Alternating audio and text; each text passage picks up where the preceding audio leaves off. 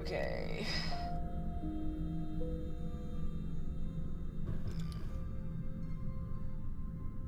Okay, you can see my bookmarks, but whatever.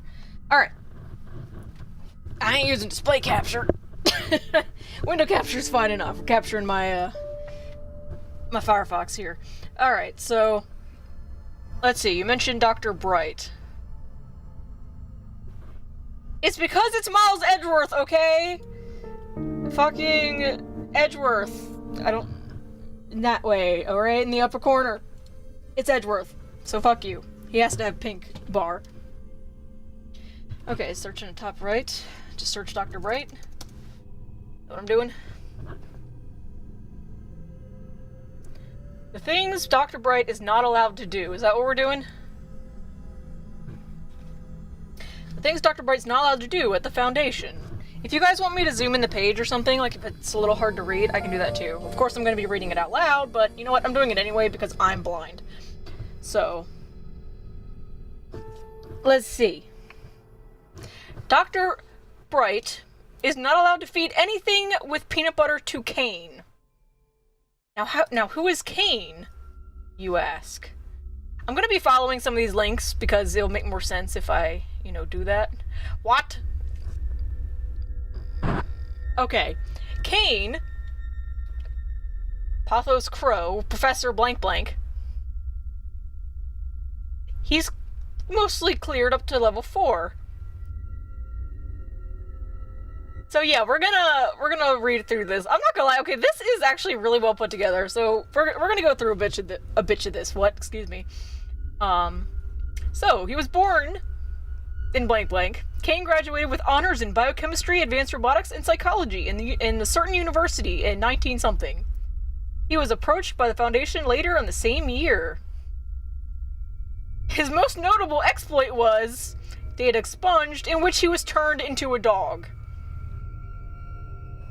Yeah, since then he's avoided being terminated no less than 4 times, despite being in several situations that weren't immediate termination, each time somehow either appealing to high command or displaying invaluable and irretrievable knowledge. As the director result, he's under constant monitoring and is disallowed any unwatched long-term contact with the outside world.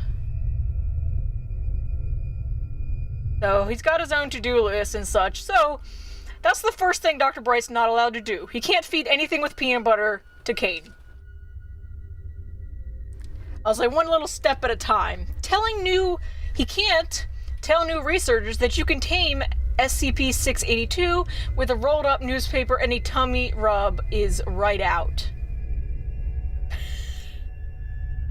So, in case you forgot, because this was mentioned, 682 is the one, you know, that must be destroyed ASAP, and the one that is kept in acid, and, yeah. So... no, I don't think, that's gonna work out very well. Just FYI. He's no longer allowed to challenge Abel to unwinnable games like tic-tac-toe. It was 3 weeks before Abel conceded a draw. Okay. SCP-18 is not to be taunted. Now what the hell is 18? It looks like a red ball. Okay, it has the appearance of a super ball made by the Whammo Company in '69. It is 6 centimeters diameter, colored red. Okay, so what is... okay, at first thought to be a pleasant child's toy, it was able to bounce with over 200% efficiency. That is, if dropped 1 meter, it would bounce 2, then 4, then 8, then 16. The ball soon became a dangerous projectile, reaching speeds estimated at over 100 kilometers per hour and damaging property, and injuring 5 in a certain city.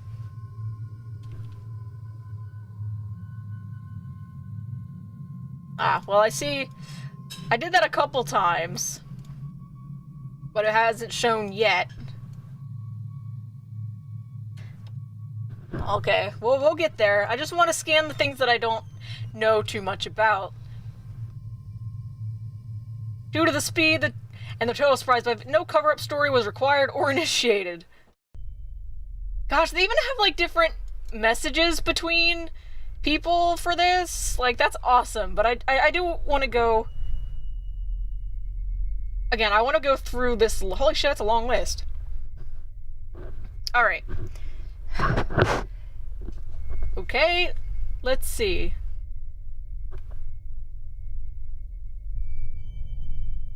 Oh, yeah, the list is meant as a joke and not an actual depiction of how Dr. Bright acts. Alright, so giving 113 to Diogenes is just plain pointless. Okay, resembles a small, polished piece of red jasper? So it's very strange. Oh, okay. When SCP-113 comes in direct contact with the flesh of an organism possessing sex chromosomes... That was an interesting background music change. Sounds almost loud. Okay. Okay, so the physical characteristics are essentially reversed or altered for gender biological sex. Also, let me know if that background music's too loud or not, because then I'll turn it down. Also, fucking Larry. There's a part of me that's gonna be, like, getting creepy.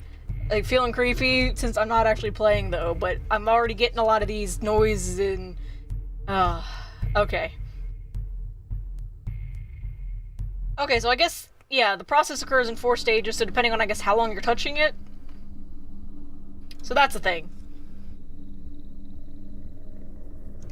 Attempting to disprove 343 to 343 is a horrible idea. Agents are still studying the resulting paperweight, supposedly so heavy that 343 should not be able to lift it. What?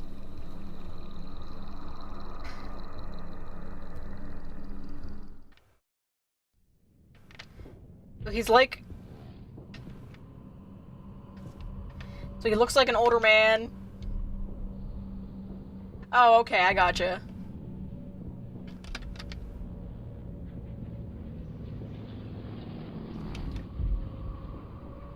While it is true that no one expects the SCP Inquisition, that is only because there is no such thing. Yeah, I saw them say 343, like, they refer to him as God. Dr. Bright is not king of anywhere, or queen. Wow. I guess God's like, yeah, sure, contain me. I'm just gonna stay here. 963 is not to be used for recreational or procreational purposes.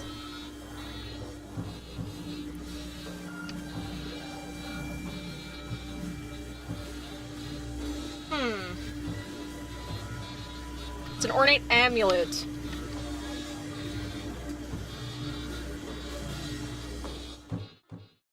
Let's see, so what is this actually... Are you fucking really, weirdo?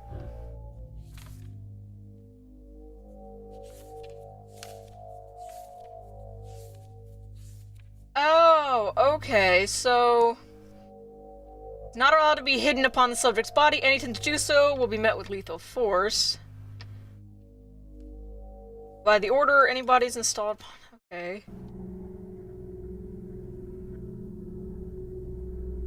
It's incapable of being damaged and brought it up. So...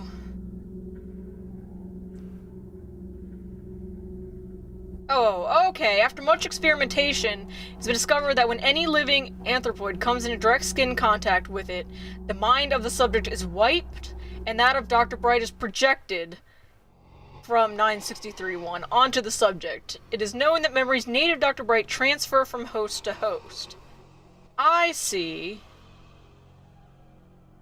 Yeah, if a subject maintains contact for 30 days, their brain functions become a duplicate of the late Dr. Bright's. If it's removed after this time period, it retains an independent copy of the consciousness. Sanctions were put in place to prevent multiple instances of Dr. Bright from being created to prevent Dr. Bright from collaborating with himself. However, it was found this was not necessary, as Dr. Bright is proven thoroughly dedicated to the Foundation and its cause. Indicated that someone killed himself in the process of empowering it and was therefore never able to slave his own consciousness to the amulet. Dr. Bright had hypothesized that he accidentally activated his power by being killed instead of him killing himself as the original creator had done. Yeah, I know, imagine an army of Dr. Brights. Oh shit.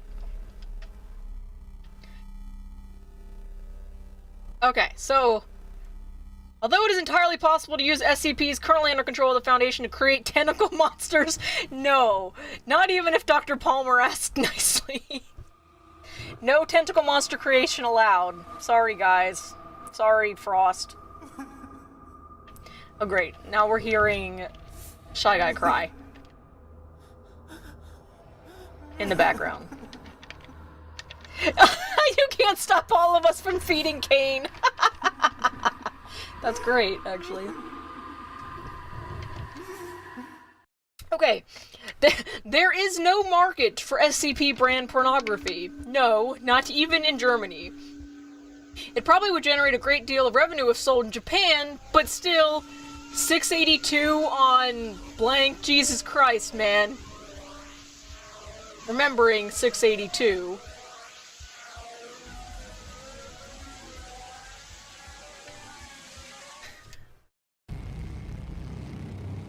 Fantastic. Okay. Yeah, that rule does only apply to Dr. Bright, huh? So that means it must already exist. Should not replace the buckshot and Dr. Cleft's shotgun shells with any of the following: birdseed, confetti, cake sprinkles, sawdust, or sexual lubricant. It sounds like there might already be an SCP hub.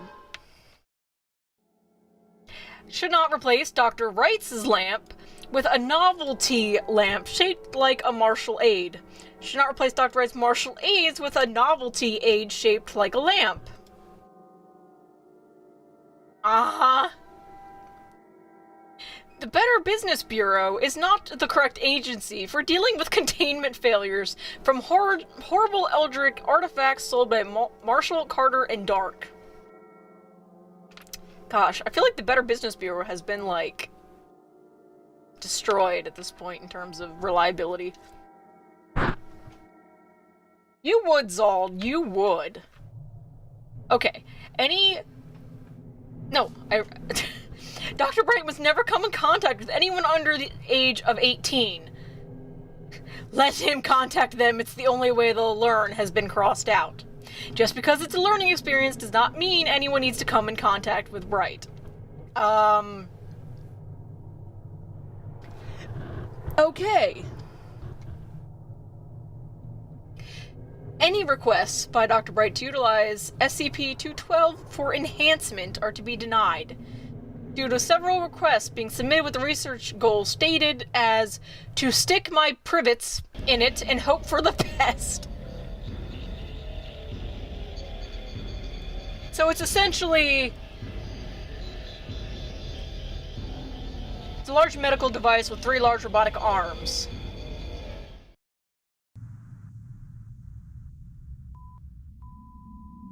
When exposed to living tissue, the arms will rapidly move to grab and restrain it. It will then begin to improve said tissue. But it doesn't inject any aesthetic or replace any blood loss, so it probably hurts like hell. Yeah, described as excruciatingly painful and can result in death at a rate of 47%. Hey, it's less than half, though. Those are good odds. Wounds made by it are closed with standard surgical sutures and a chemical sealant that is not yet fully understood. So basically, don't use this to enhance your privets. Yes, I'm saying privets. This includes requests to use it for enhancement of other organs. I don't care how awesome you think it would be, Bright. You should not be allowed to have telekinesis. Man, but I want telekinesis!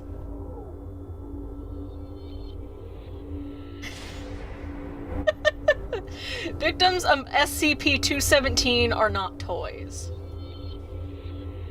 Oh, it's a virus, incurable by current means. Oh, so it's... You come in contact, you're infected. It alters the biochemistry of organic tissue. Okay, so basically turns you into a metal being?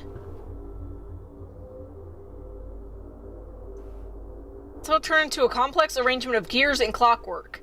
These taking over for the former biological functions. Holy shit, so it basically does turn you into a toy.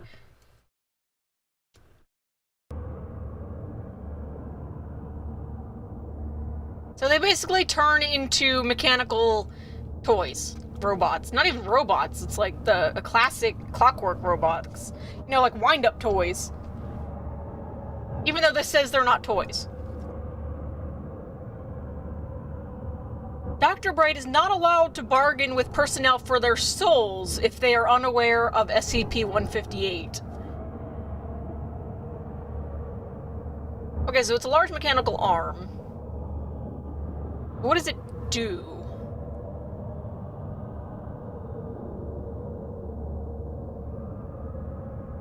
Okay, it sounds like it's something that it steals people's souls. Is that what this is?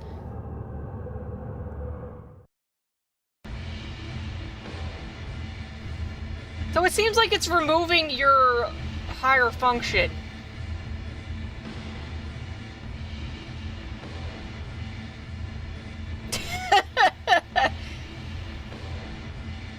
So yeah, don't jokingly ask about removal of soul. Bring that down a little bit because it's got loud for me. Okay. Don't let Dr. Bright get a sample of 379. Let my laptop be the last victim. The translucent... You're gonna see how bad I speak a lot. Hey, Trey. Yeah, we're going through the wiki now for a little bit for some fun. Let's see. The bottle's subnuclear properties have been able to enter the liquid inside has the strained effect of inducing a state not unlike human infatuation upon electronic and mechanical devices. Okay, so when applied to a person or some object, any machines looked at in the vicinity will begin running in an overheated state, unable to process as many commands and consuming more energy.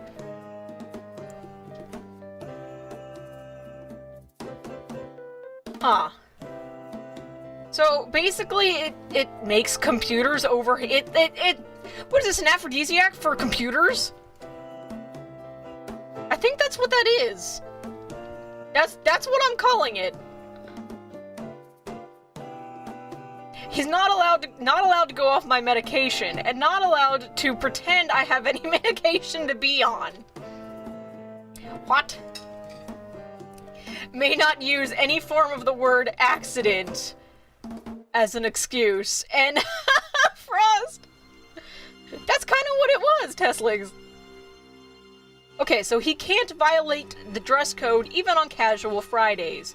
No matter how many times you say, please, Dr. Bright, we won't put any of the hats you've been asking about into the dress code. Nor are you allowed to create and wear hats made using or out of various anomalous objects. We understand that your 894 top hat collection has some tactical value, but that is not a valid reason to wear them in the presence of other researchers. Okay, we have to look at this one for sure. Okay, wait, what? Wait, it's a number of small plastic monkeys, each set with a slightly different mold. Oh, so it's basically hear no evil, see no evil, speak no evil? Is that what we're... Yeah, that's basically what that is. Okay, with any living being with the environment make visual contact with the specimen, they are rendered incapable of vocalization for... Okay, so I guess it's... That makes sense. Wait, 3 was encountered in the hands of a serial rapist? Oh, because I guess they can't speak. I think 3 is the one that covered... Oh no, that covers its eyes! Oh, shit. Welp. Anyway...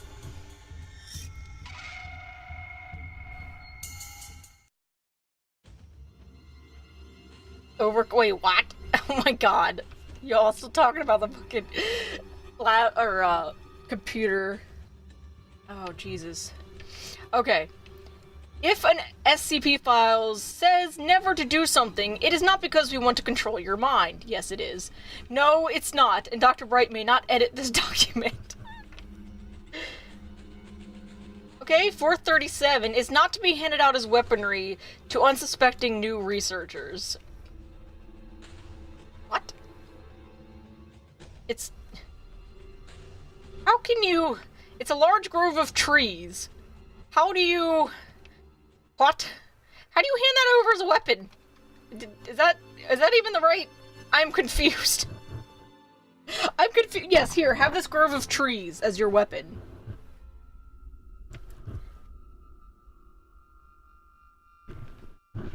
That's... Yeah, okay, 426. I'll try to keep that in mind. I'm just trying to go down here because I at least wanted to get to, I think King said really liked Rule 39, so we'll try to go down at least to that. This has so many rules, I'd like to actually go through some of the other SCP readings that people want me to go through. So, okay, interesting. Data redacted, no 5 request, not even for recreational use. Aw, we don't get to see that rule. Yes, it's a mod mic, Trey. I don't have my, I don't have the focus right over here, so... Oh my god, Trey, get out. Yeah, so I was just waiting till we got down to Rule 39, and then I might check out some of the SCPs you want me to look at. Or anything else. Okay, not... Oh my god. Not allowed to send Nigerian-esque spam email to the Church of the Broken God.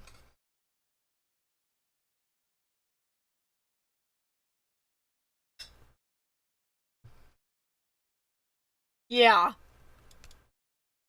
Not allowed to lead a mobile task force against the UIU under any circumstances without inviting Dr. Clef at all. In fact, just stay 500 feet away from any mobile task force at all times. Get out of here, Trey, I swear to God. Not allowed... Safety dance... Wait, what? Not allowed to end reports with lyrics from the Fresh Prince of Bel-Air, but is allowed to end lyrics with the safety dance. Okay. The interpretive dance routine, however, is forbidden until he gets lessons for the foreseeable future. That's amazing.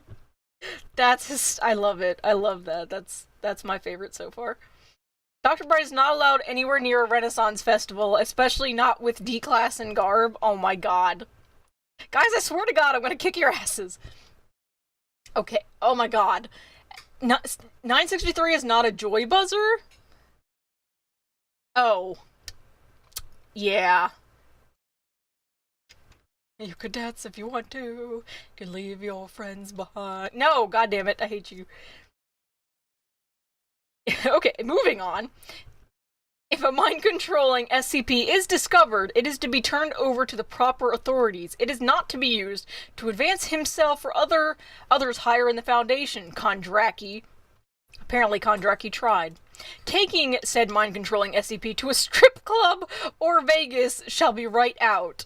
Dr. Bright is not a superhero of any sort, head of public relations, in charge of orientation for new staff, a doctor of psychology, a member of Site Command, apparently scratched out, made out of bacon. I'm sorry, guys, Dr. Bright is not made out of bacon. Confirmed. In possession of an IQ over 300, head of SCP Review, or member of maintenance staff. Sorry, boys, Dr. Bright is a member of Site Command. It's usually best not to ask why. It's O5 Command you're thinking of. There is no ethics committee. I can believe it. And even if there was, does anyone believe Dr. Bright would be on it as anything other than what not to do? Yeah, of course this place has no ethics. No longer allowed to make up Jodies for morning calisthenics. Yes, this includes the Mickey Mouse Club song. Okay. Dr. Bright is not allowed to apply the immortality amulet to any major political figures. Again. Dr. Bright is not from an alternate timeline. Yes, different Jodie. Dr. Bright cannot issue orders to preserve the timeline, or to corrupt the timeline, or to screw with those history nerds. I like this reason, though. That sounds fun. Dr. Bright is not allowed to challenge anyone to a duel and then give them 572. The fuck is... Oh, it's a sword. It's badly balanced for combat use, is made of substandard steel, and does not hold an effective combat edge.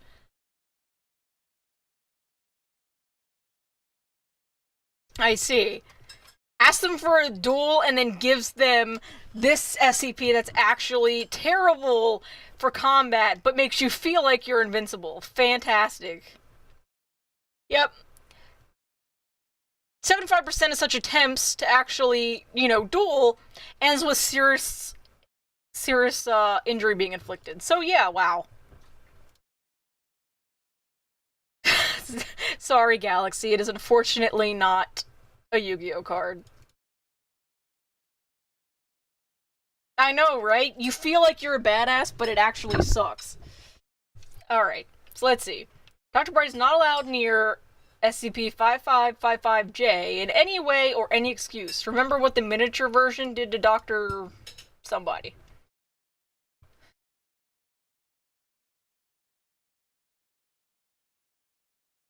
Okay, so this is like a huge recording from this personal log. I don't know what it does, but that's a lot to read. Dr. Clef and Dr. Bright are not allowed to interact without the presence of a responsible administrator. Dr. Kondraki does not count as a responsible administrator, nor does Agent Strelnikov? Excuse me, some of these are like gonna be hard. Or Dr. Mann. In fact, let's just keep the two of them apart, period. Oh, here's 39! Chainsaws are not the solution to every question. Nor is more chainsaws. Or chainsaw cannons. Except for that one time, and yes, it was awesome. I can see why you liked Rule 39. Chainsaw cannons. That's amazing. Also, I have to read this one just because SCP speed dating never happened. Anyone who claims to remember such an event should report to Site Command for administration of Class A amnesiac. SCP speed dating? Fucking SCP speed dating. Why is this a thing? Okay, so at the risk of, being on this page forever, is there any other specific rules you'd like me to look at before I go to... Oh, crap. What was the one that Galaxy... Oh, I think she should check out 426 is one of the ones Galaxy told me. Oh, you're still hoping for the incident report? That'd be awesome.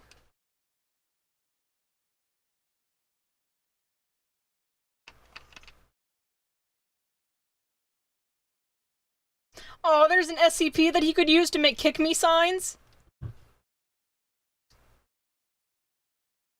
Oh, this is... Oh no, that's different.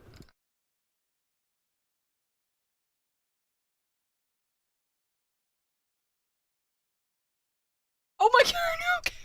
Okay. Hold on, I gotta... Okay, hold on, I have to look through these really quick. Because this is kind of great. Okay, the Foundation motto is Secure, Contain, Protect. Not any of the following. Stab, carry, powerfully. Suck, cock, and penis. Let's use it on 682. Throw the cheese. That's it, you're on Keter duty. Can we put it in 914? 914 being the machine, that we did things on. Yes, warning, not safe for work. Blood makes the grass grow. Kill, kill, kill. Yes, there was an and. Fuck trees, I'm climb clouds, motherfucker. Someone is getting stabbed. But some days it should be this one, apparently. Some days the motto should be that one. Who's... What? Okay, I'm not reading a couple of these, I swear to God. You guys can read a couple of these yourself. If all else fails... We need bigger kittens. Society of creepy perverts? Well then. Oh my god. Throw D-class at it until it stops. What? 447 and dead bodies. Two great tastes that taste great together. The FBI is a bunch of pansies. Oh, sex, cocaine, and power. Who wants to see what I can make the president do in public? For the Horde! There you go, Frost. Science for the science god. When in doubt, feed it to 682. Oh, there you go, Ryan. Slapstick clowns and puns. Drop the blanket now! Oh, okay. Still alive and found the cake! Yeah! Will it blend? Oh, there's the commies. And then, of course, not crackle and pop. Okay, so which one was it? Oh, 100J? Okay. Go down to 100. There are no security codes for Zombie Conga Line. Disco Corpse. I do not want to know. Extreme crotch violence. What?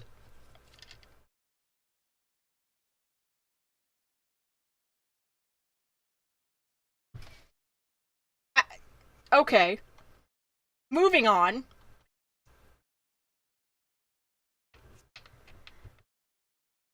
Sexual healing.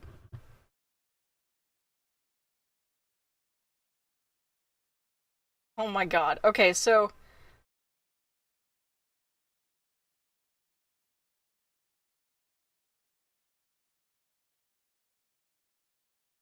You said something about... Oh, you mean 100 J's in the SCP? Wait, why am I not scrolling up?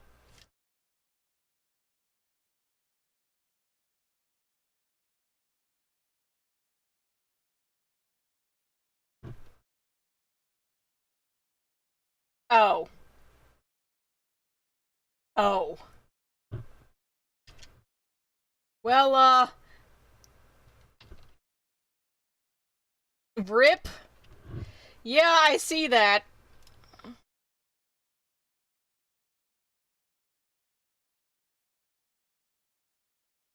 Okay, so you mentioned the joke SCPs. Where are the joke SCPs? Is there like a actual like list here? Wait, 102. Doctor is not allowed to give one of them a copy of any Harry Potter books. What did you do? Okay, well we have the database.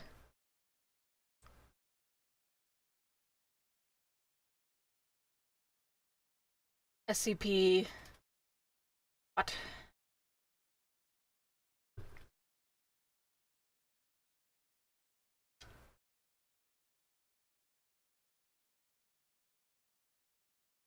Yeah, so I was trying to see. Also, hi Doodle.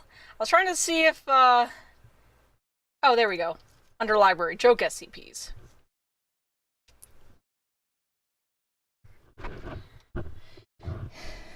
Not Google. Here we go. It's an index of all the joke articles on the SCP Wiki. They must be funny.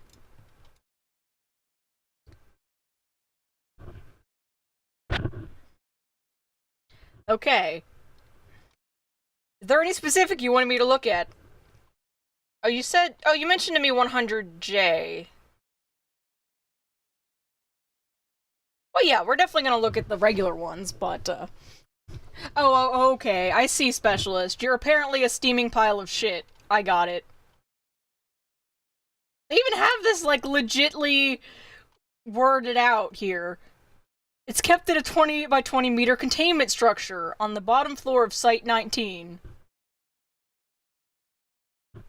173J, eh? What? Wait, what? SPC 173. Hold on, we'll get there. It's a fucking Fiesta Shark statue brutally enforcing vacation time. Constructed from seashells and driftwood. Is typically inert and generally is of no danger to personnel in immediate vicinity. If it enters an active state, however, when any person, visually observing it clenches either one or both of their fists, henceforth victim. When this occurs, will become animate and approach the victim. It will then break a single digit on the offending hands and return to its visual vision. Wow.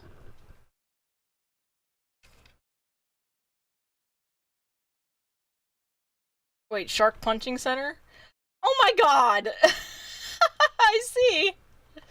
That's fantastic.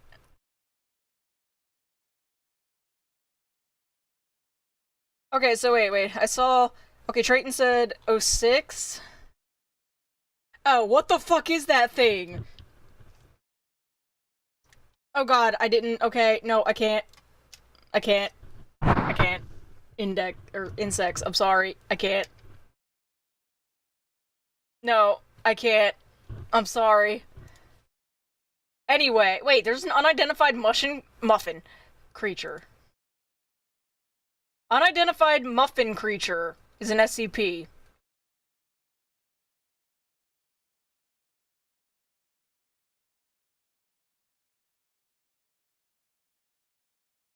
It's a blueberry muffin.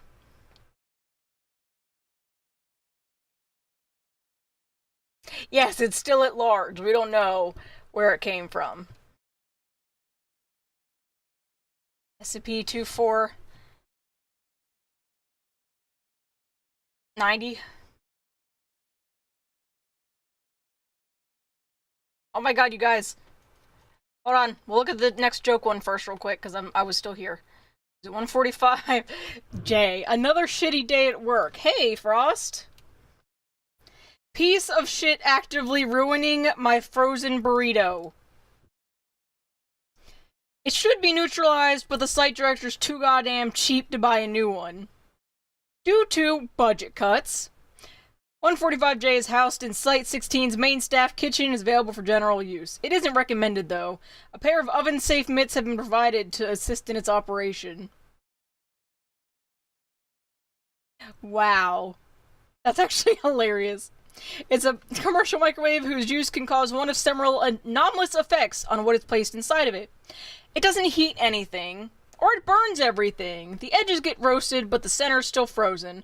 The whole damn thing is ice cold, but the plate it's on is molten lava hot. Smoke, lots of smoke. The tray doesn't spin. The tray alternates between spinning clockwise and counterclockwise. It's supposed to do that, never mind.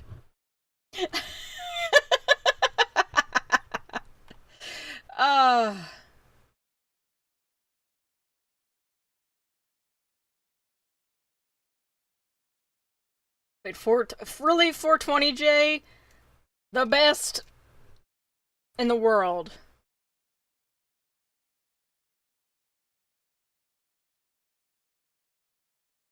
Look at how much is redacted. Okay, so I got this stuff when we were down in Jamaica. Really strong stuff with lots of blue and red mixed in it. Good shit, man. There you go. There's your 420. Har har har har har. Okay, wait. What was the serious one? It was 490, right?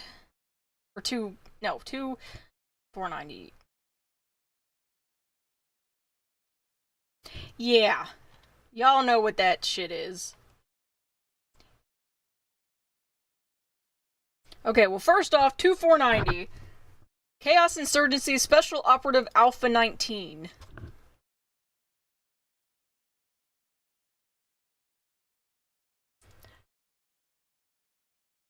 Wait, what? Okay, all Foundation personnel to be informed of its properties and encouraged to inform the site if they suspect pursuit.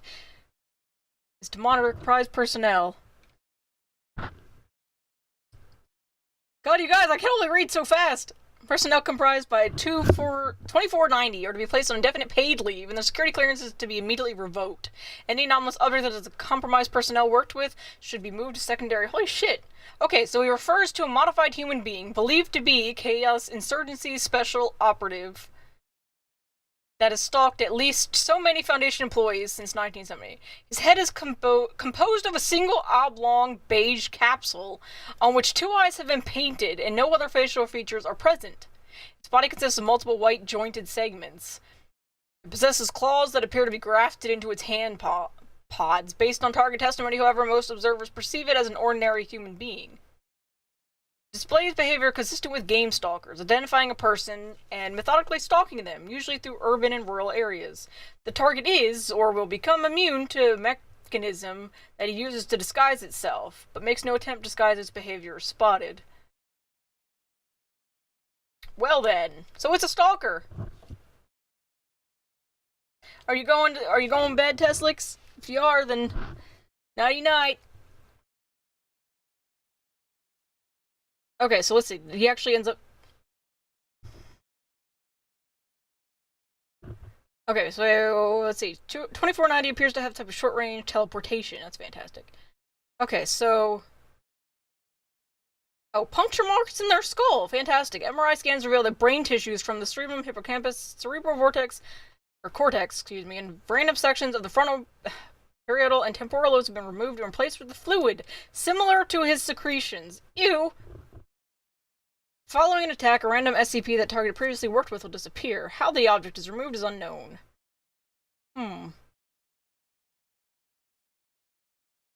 So yeah, eventually he just takes parts of your brain and you're fucked. Wait. Okay, wait. Which one did you tell me? Okay, look at 999, SCP 999, and then a Google image search it. Oh, it's called the Tickle Monster. Apparently safe.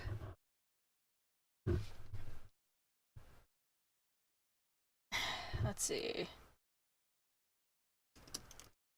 Oh, 999.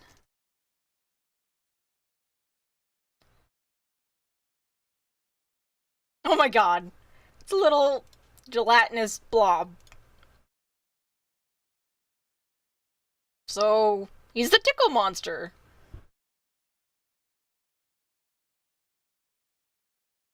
Oh my gosh.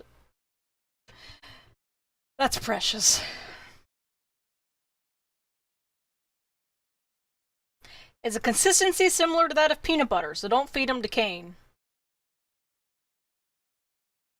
Aw, playful and dog-like. Hugging them with a pair of pseudopods while nuzzling the person's face with a third pseudopod, all the while emitting high-pitching, gurgling, and cooing noises. The surface emits a pleasing odor that differs with whomever it is interacting with. Recorded scents include chocolate, fresh laundry, bacon, roses, and Play-Doh.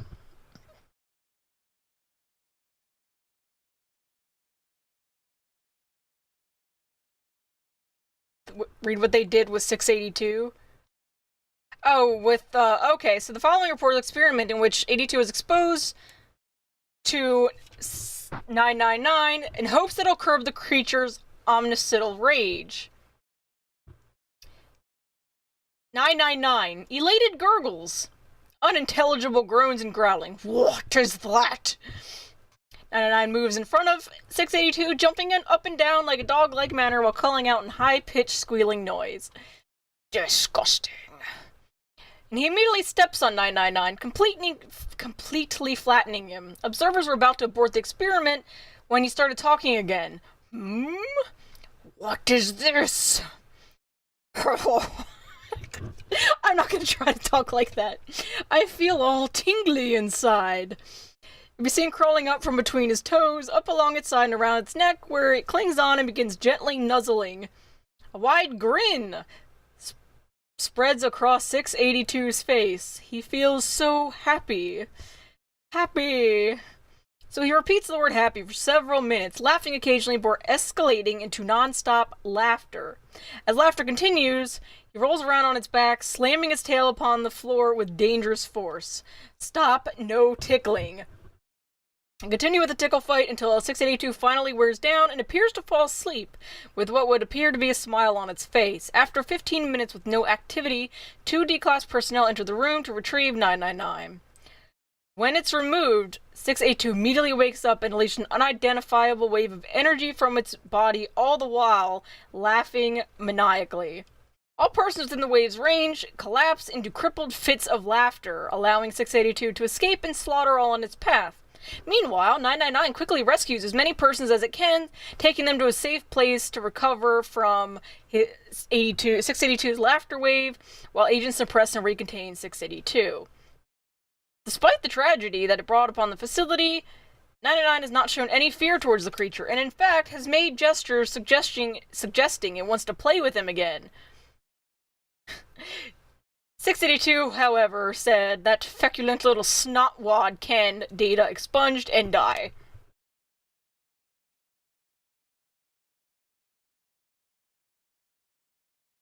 Yeah, I've gotten to the point that if anyone who tickles, tickles me, I pretty much turn into a rageful 682. So. Okay, you want me to look, before I look at, oh my god. I can't tell what y'all want me to look at. Okay, I'll look at 2006J really quick. Metamorphic Eldritch Entity.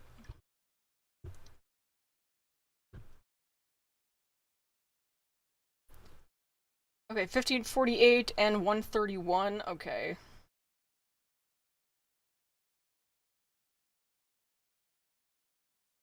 Oh, sure, yeah. Okay. Oh my god, there's so much to read! Okay, let's see. Let me do 1548 first. And then we'll read about 131. 48. The Star, the Hateful. Foundation satellites have to monitor the south pole of the sun for it. Okay, let's see. That's the containment. Let me read the description. It's a designation of various anomalous solar phenomena primarily occurring at the south pole of the sun. There are 3 types of known events.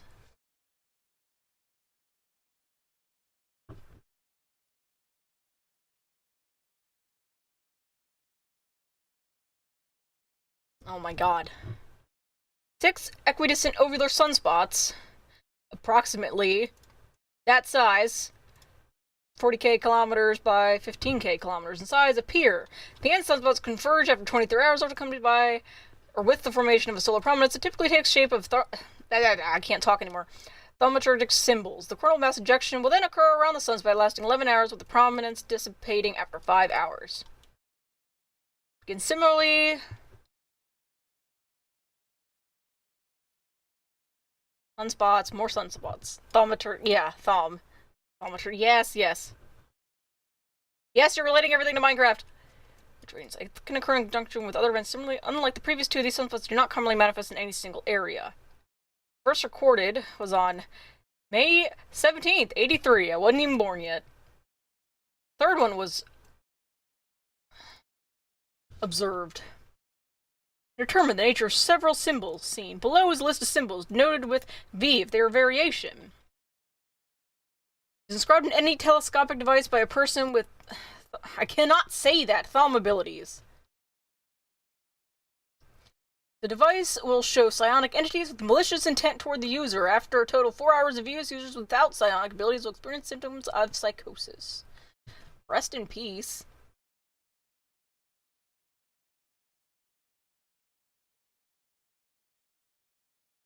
Pending doom, jeez.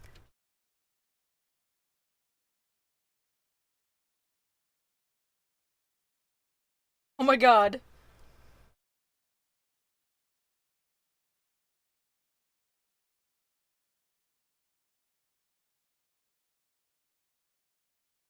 Okay, you're all confusing me.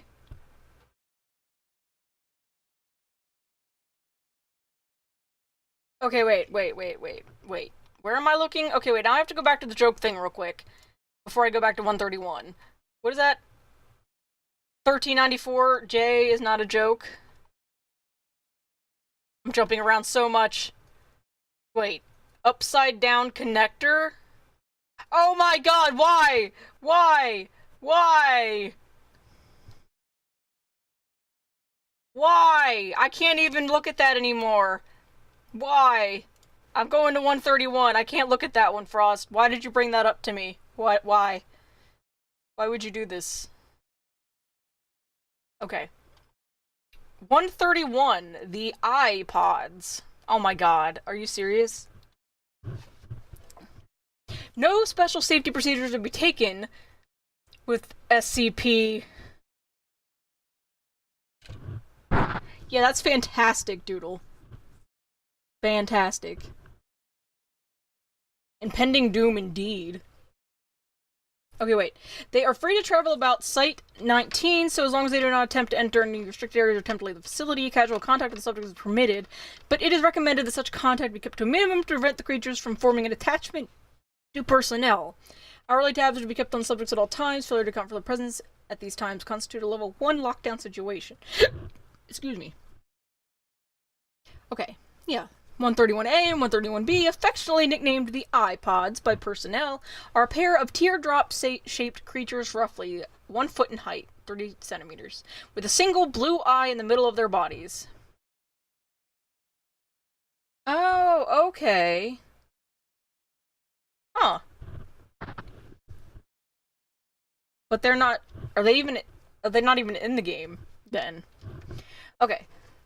SCP-131A is a burnt orange in color, while the other is a mustard yellow. At the base of each creature is a wheel-like protrusion, which allows for locomotion, suggesting the creatures may be biomechanical in origin. They can move surprisingly fast, covering 60 meters in a matter of seconds. The subjects, however, lack a braking system, which has led to some rather spectacular, if not overly amusing, mishaps involving the creatures. Subjects have also shown the ability to climb sheer surfaces and have gotten lost in the air vents on more than one occasion. They seem to have the intelligence of common house cats and are insatiably curious. Most times simply roll around the facility observing personnel at work and catching peeks at other safe-class SCPs.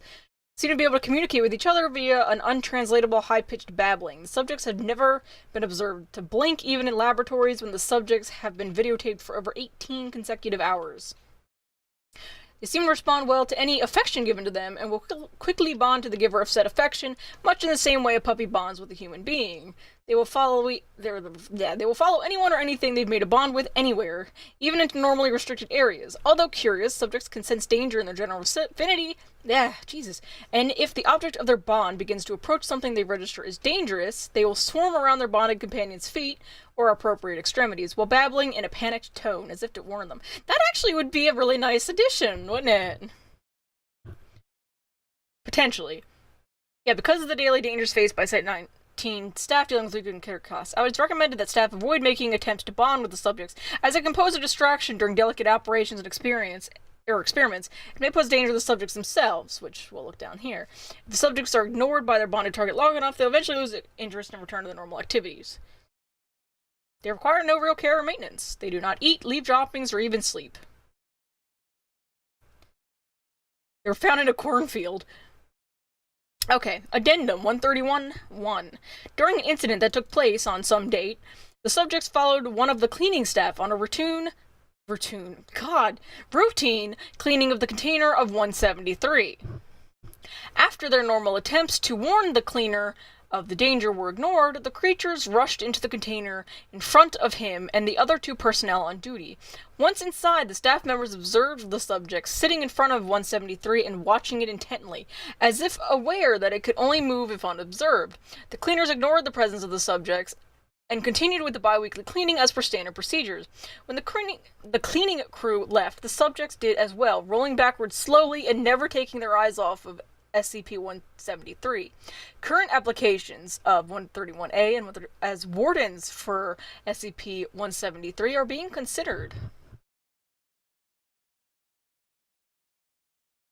And perhaps other SCP which require constant observation. Yeah, that would actually be very interesting. While they could technically, I guess, get in the way of, like, maybe you getting away from, like, Larry or the doctor or whatnot, but yeah, they'd be perfect for keeping 173 in place. Which one is 689? Oh, soapstone statue? Hmm. That would be kind of cool. It'd be especially cool if you could, like, get them to stay there, like, the whole time. I mean, based on the way they act, it seems like that's not the case, but it would be really cool if you could somehow use them to keep Billy contained, like, or in the same spot, like, the whole time. You know? That'd be awesome. But since they follow you around, if they're bonded with you, of course, they wouldn't just stay with Billy. Okay, hold on. Zod wants me to look at 632. Depending on what it is, I might have to kill you. 632. No. I refuse. Sorry. I'm not about to. It's called intrusive arachnid thoughts. I'm not clicking on it. It's you know, especially if there's a picture. I don't know if there's a picture, but if there is, I can't look at it. I'm sorry. You have to be honest with me. Are there any pictures? Because if there are, I'm sorry, I physically can't do it. Like, I want to. Yeah, it's just a disease that causes spiders to grow in your brain. No, I think, okay, no. There's a picture, man. I'm sorry, I can't. I can't do it. Like, I want to... Wait, there's an IP address that's an SCP? Hold on, I just gotta look at this for my own...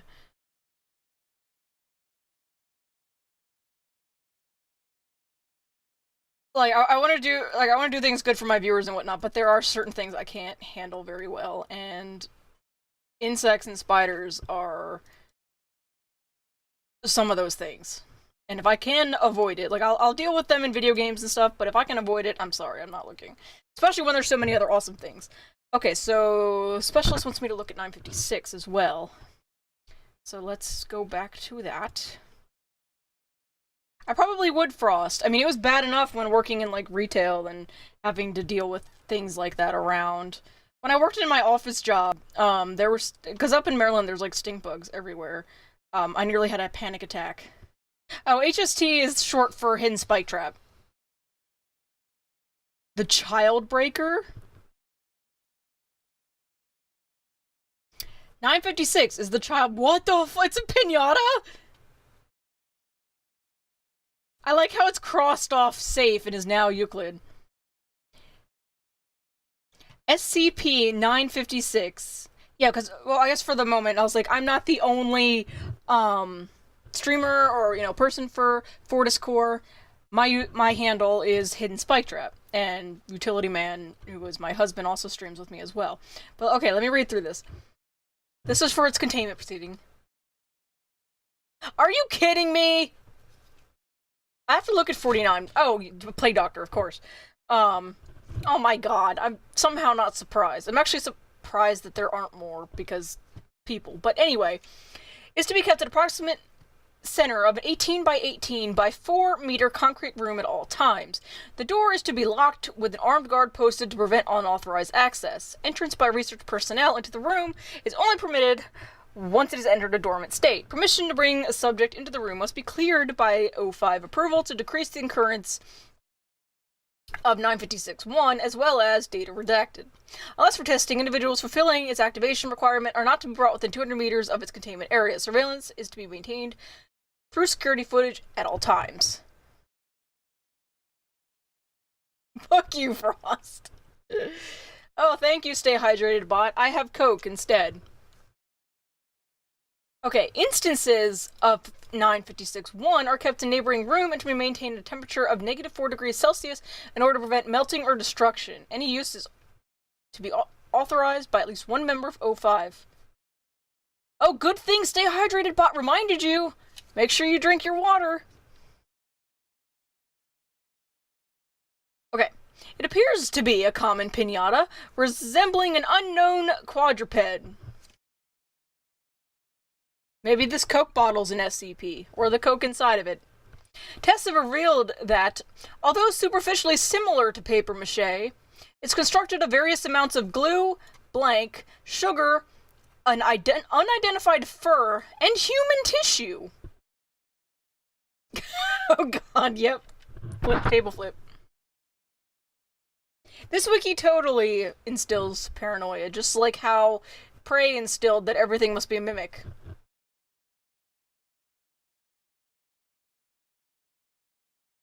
Oh, fantastic, Zold. Fantastic. No, I think it'd just be one of those things where every liquid you try to drink is now water. You can never now not drink anything besides water. It just turns everything into water.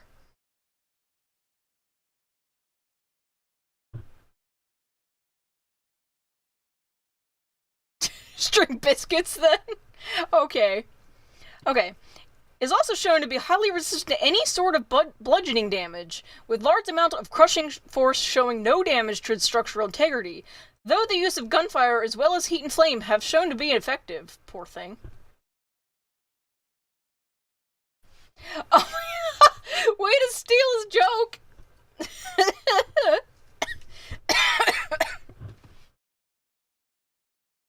Okay. By default, it remains in a passive state. It shows no signs of locomotion or intelligence and displays no hostility. As long as the item's activation requirement is not met, the item will remain in this state indefinitely. It enters its active state when a human under the age of 12 enters within so many meters of it. Approximately so many to so many seconds after entering the active zone, the child becomes unable to move, holding any stance they had at the time. The victim is incapable of motion or speech, although it remains alive, and its rapidly moving eyes suggest that it retains awareness. 5 to 20. Is there a barrel SCP? That's the question. Good question. Okay, it moves towards the victim and bludgeons him or her until the torso ruptures. Upon breach, the victim's body discharged a large pile of unmarked candy, ranging from so many to a large many pieces. Yeah, I know, it. Instances of this candy are designated as 956-1. Yeah, 956-1.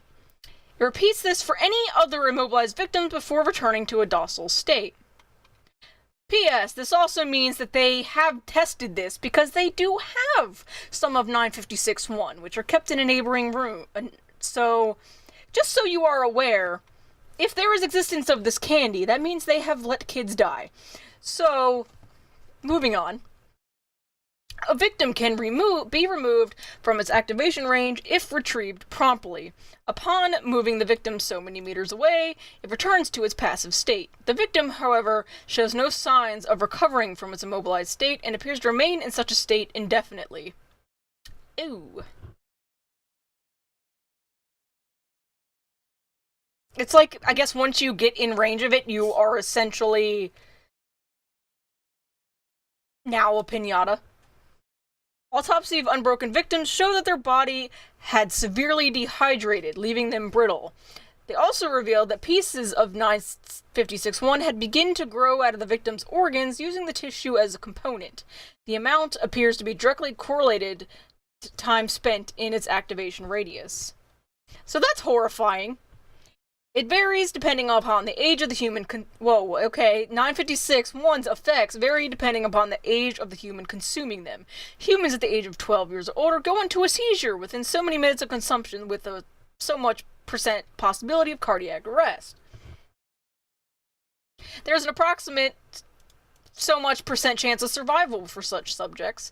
Animals suffer similar effects regardless of age. Children under the age of 12 undergo a different effect. They first enter a similar state to the immobilized victims, although they assume a standing stance with their arms resting in front of them. Their body then, data redacted.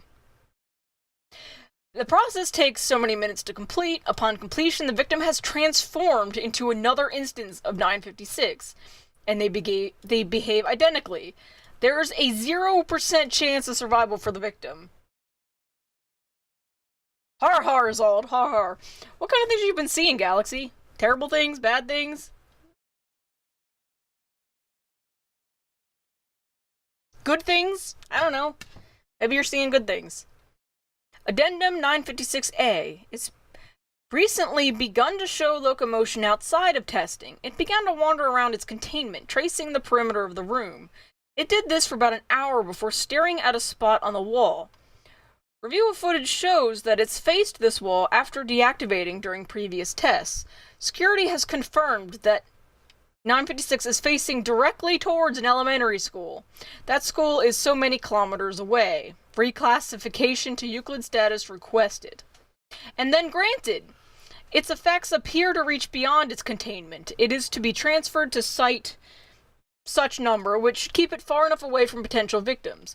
Retrieve any paralyzed victims or candy. Administer Class A amnestics to witnesses and family. We don't need any more of these things around.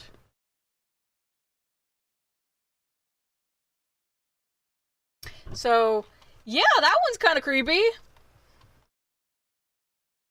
Kind of really. I can't remember if there was another one that was recommended.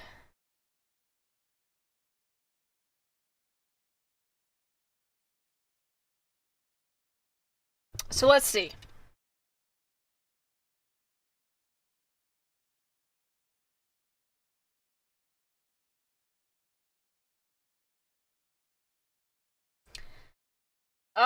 Okay, well, there's like so fucking many. Okay, look at the names of the SCPs from 4,000 to 4,000. Sure. Oh, right. Galaxy wanted me to look at 426. Thank you for reminding me. I am a toaster. Right. I'll do this and then I'll look through the 4,000 to 499 ones. Because Galaxy asked me this a little bit ago. Okay. I am to be sealed in a chamber with no windows through which I may be viewed. The door to my chamber must have a label completely unrelated to my designation or identity in order to prevent unintended spread of my primary effect. Only level 3 and above personnel are to know of my presence, and particularly of my properties. Assigned personnel are to be rotated out on a monthly basis to prevent contamination by my secondary effect. Psychiatric evaluation is mandatory at the end of the month. If personnel are deemed unaffected, they may be reassigned to me no less than 4 months after their last rotation with me. Any affected personnel are to be given a Class C amnestic and transferred to a different site. I like how this is all written out as if he wrote it himself. Okay. Hello! I am SCP-426. I must be introduced this way in order to prevent ambiguity. I am an ordinary toaster, able to toast bread when supplied with electricity. However, when any human being mentions me, they inadvertently refer to me in the first person. Despite all attempts, there is yet to be a way to speak or write about me in the third person. When in my continuous presence for over 2 months, individuals begin to identify themselves as a toaster. Unless forcibly restrained, these people will ultimately harm themselves in their attempts to emulate my standard functions. Holy fuck. I was discovered in the home of blank family after the gruesome deaths of 3 of its members. I had been given to the younger Mr. and Mrs. Blank as a wedding gift. No card or any other identifying markings had been found on my box. Approximately 2 months after the family received me, fire crews were dispatched to the home due to an electrical fire. The younger Mrs. Blank died from the electric discharge she had caused when attempting to devour an electric socket. The other 2 victims... Oh, right. The ambiance is gone. I apologize. I didn't set this to loop.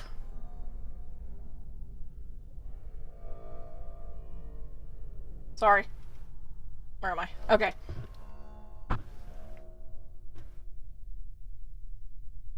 Where am I? Okay, so yeah, after she attempted to devour electric socket, she died. The other 2 victims had died shortly before the fire occurred. Yeah, Kappa. The elder, Mrs. whatever, had gorged herself with nearly 10 kilograms of bread before her stomach burst and she died of internal bleeding. The younger blank died of severe blood loss after attempting redacted with me. Yeah, that's what Zal just mentioned.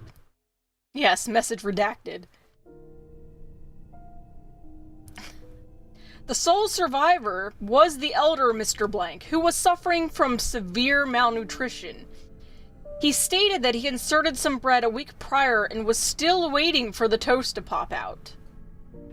I was confiscated by the Foundation after police noted my unusual properties. A Class C amnestic was administered to the affected officers. Yeah. Experiment log 426-1.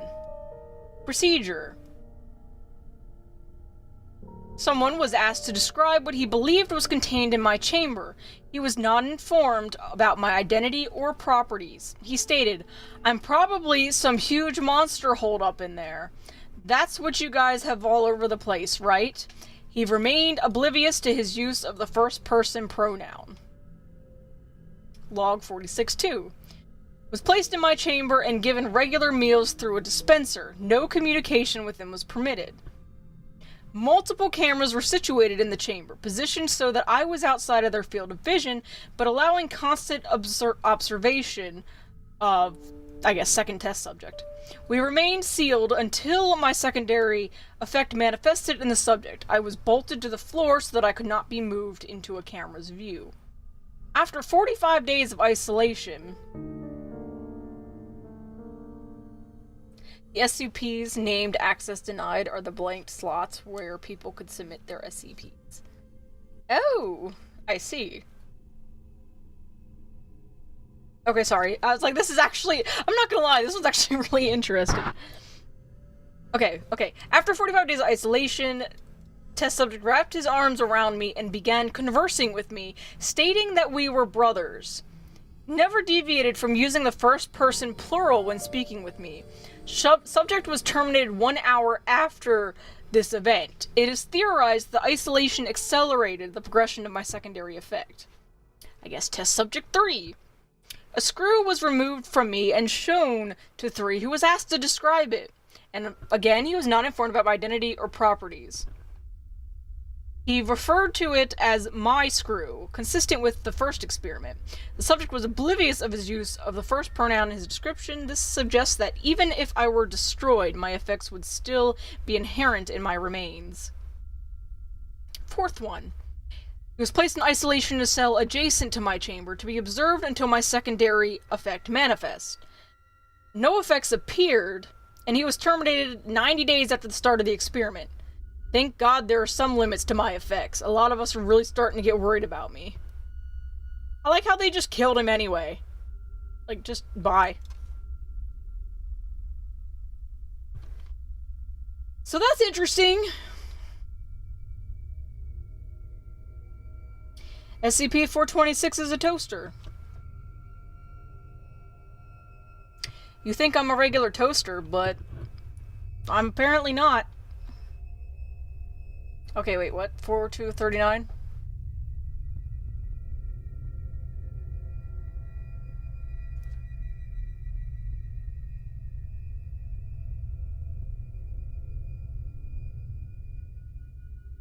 Ah.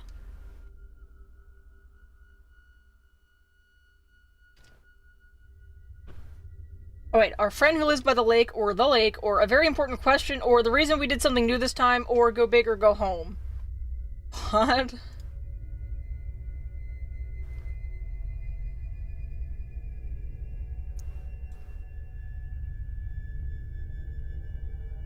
What?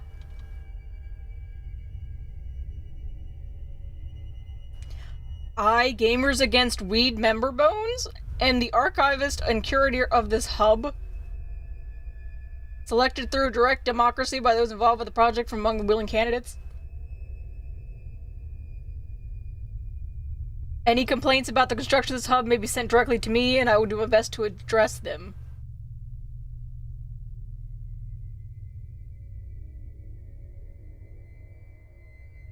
Okay, so ostensibly the Foundation's own containment document for the Camp Kinoware project, or possibly the Fortune Redistribution Project, designated SCP.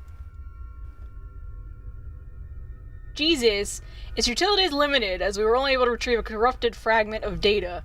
Contributors to use this hub have provided annotations in the form of footnotes, where deemed appropriate. Both this section and the one following included in this hub are to stress the precariousness of the Kinoware project.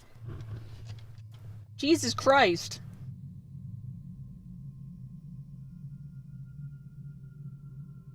Okay, I guess we'll skim through this. I don't know how much of this you guys want me to look through, but I'll at least look through the table of contents, read that out. Annotated Global Occult Coalition Documentation Archival Copy. And will do, Specialist. Similarly, the Global Occult Coalition's threat log concerning both the Camp Kinoware project and the Fortune Redistribution Project, considered accurate for the time it was retrieved, similarly annotated by hub contributors. Oh, 11/4/2017. Oh god, eye worms. No, not the eye worms. I hate those things. Okay, the Green Man Walking Reports.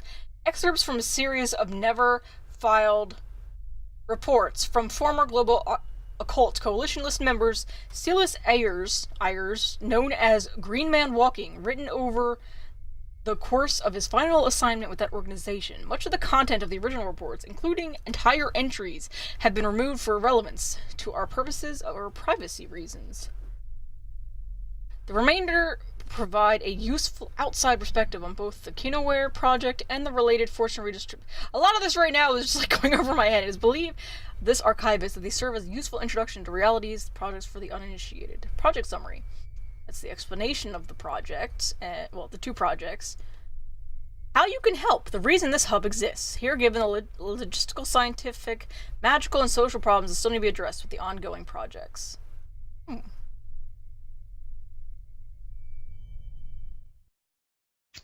What? What?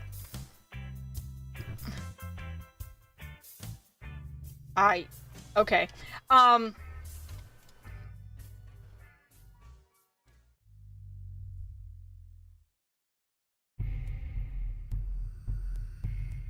Data is highly corrupted.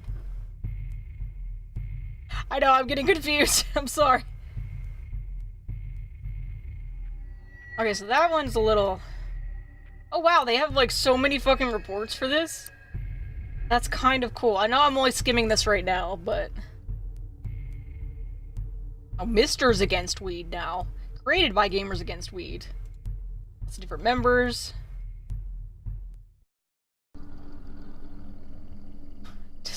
Despacito. Okay, so this is how you can help. Wait, on this island? Medicine, energy. Holy shit!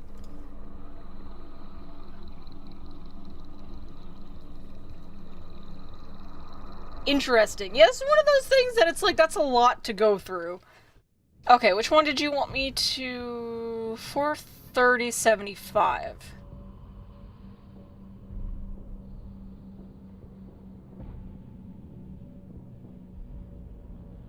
I have no idea if there is. You know what? I'm just gonna search. I'd be surprised. Aww. I'm sorry. Okay, what was that one you said? 4375. I'm surprised there isn't. You'd think that would at least be one of the joke ones.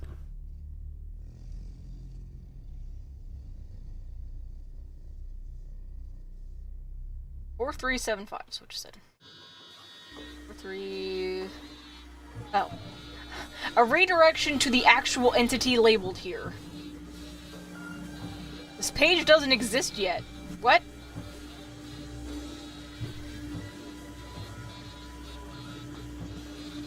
Did I click the right thing?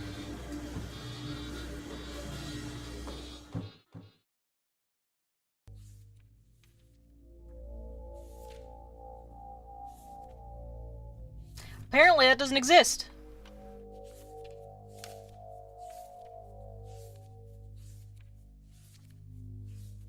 he wanted me to, let's see, Galaxy wanted me to look at, 2662, and yeah, I trolled. 2662. 662. Really? Cthulhu, fuck off. So it's focused mostly on not wanting people to get in.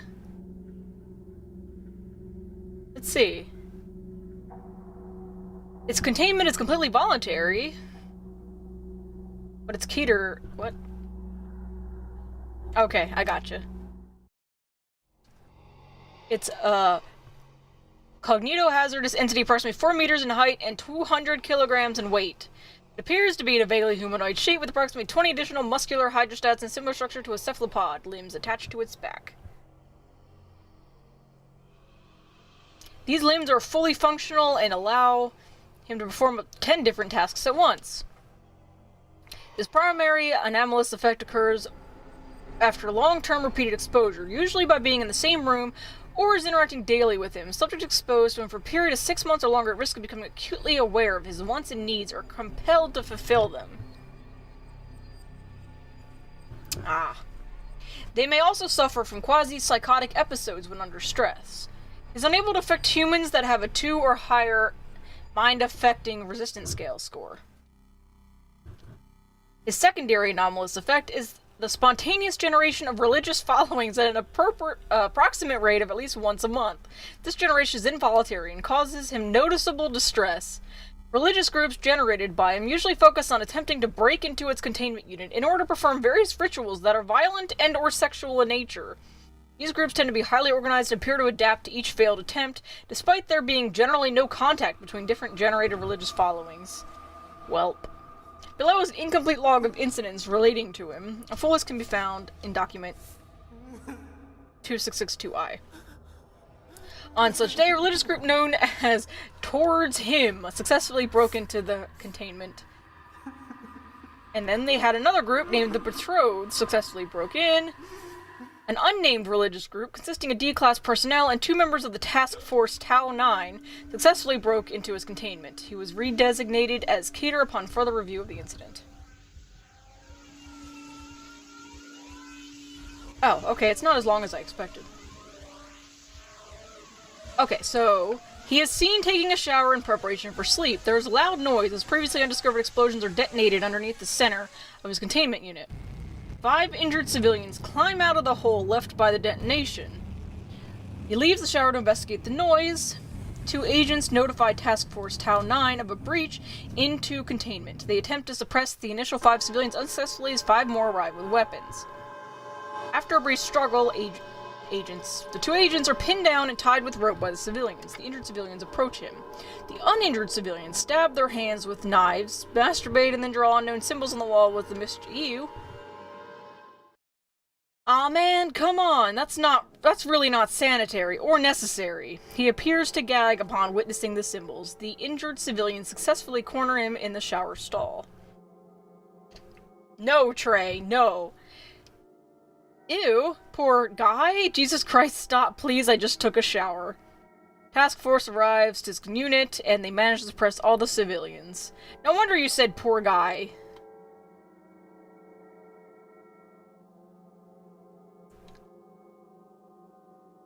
He's now seen eating breakfast and reading newspaper.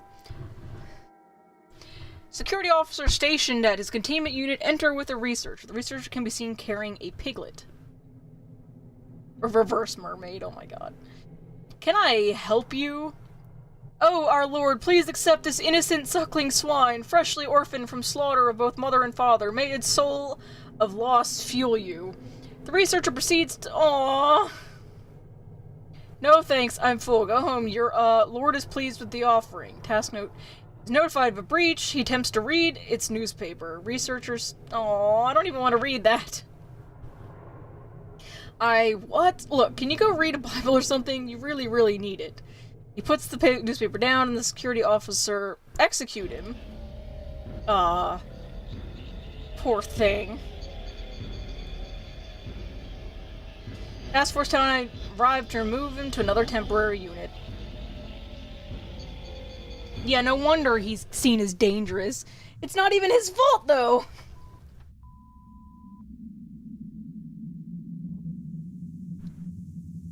Okay. He's sleeping in his bed again. Against orders, they decide to leave 4 of its members behind to keep a watch on him. 2 of them tackle and lock the other 2. A cargo truck arrives on the site where he's being kept. The 2 remaining members unload the cargo of D-Class personnel, and they lead them to the armory. Oh god. The D-Class and the remaining members arm themselves from the armory and break into his containment unit. He is awoken. Several guards the exit to the containment unit as well as corresponding hallway. Huh? What? Are we moving? I'm not scheduled until next week. 2 agents, the 2 remaining available members of the task force, begin undressing the D-Class personnel they're not guarding. He attempts to alert. Well then. What the fuck? Seriously, now? Look, seriously, can you go find another god? I hear Buddhism is all the rage. Lord commands you and all that stuff to cut this shit out. Poor guy's being forcibly, like, worshipped upon. Oh, they finally cease, and they look at him. Oh, thank God, and control you guys now, kinda. Majorities happening right on time. Good to know. Okay, tell me what's going on.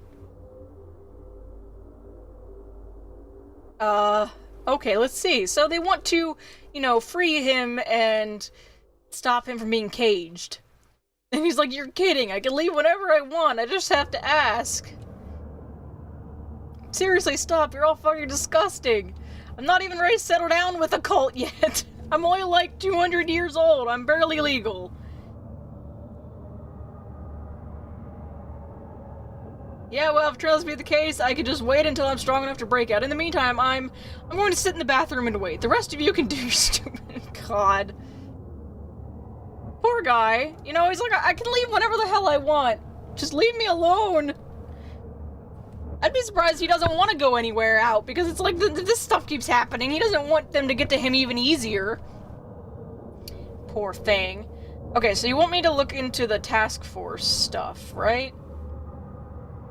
Is there somewhere specific, or do I just have to search, like, task force or something?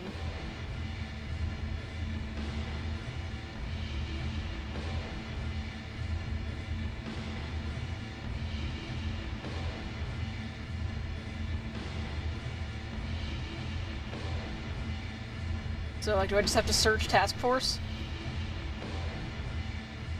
Is that a thing?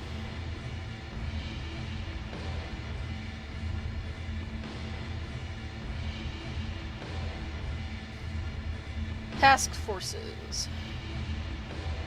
Oh, this has been... It's outdated? Am I looking at mobile task forces?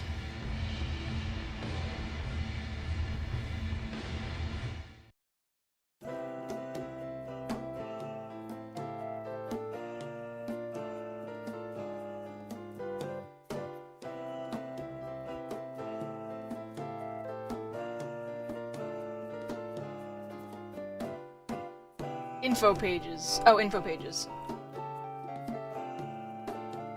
Guide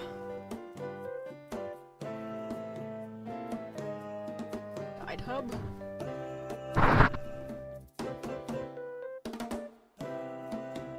Oh, well, thanks for sticking around, Galaxy. You should get some good sleep. Yeah, I see the info pages, but I'm not sure what you're wanting me to...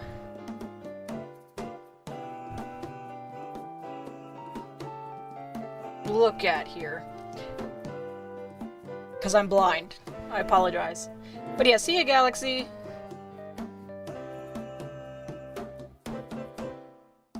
About the Foundation? It's mission statement. Groups of interest. That's the writing guide. Personnel dossier. Foundation agents, administrators, persons of interest, formal personnel, and O5 command and the administrator.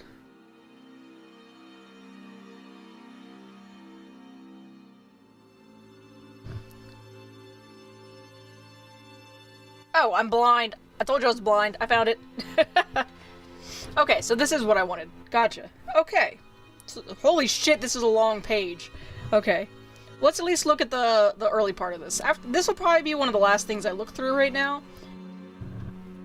Because it's quite a lot of info. God, there's so much to look at. Okay. Mobile task forces are elite units comprised of personnel drawn from across the Foundation and are mobilized to deal with specific threats and situations that sometimes exceed the operational capacity or expertise of regular field personnel, and, as their name suggests, may be relocated between facilities or locations as they are needed. They represent the best of the best. They vary greatly in size, composition, and purpose. Battalion strength, combat-oriented task force, trained to deal with highly aggressive anomalous entities, may consist of hundreds of troops, plus support personnel, vehicles, and equipment can be deployed in whole or in part to deal with threats across the globe. However, a mobile task force can also be small, specialized intelligence gathering or investigative task force that may have fewer than a dozen personnel if that is deemed sufficient to complete their goals. Makes sense. They often pose emergency responder. Yeah, it's just like it sounds. Mobile task force.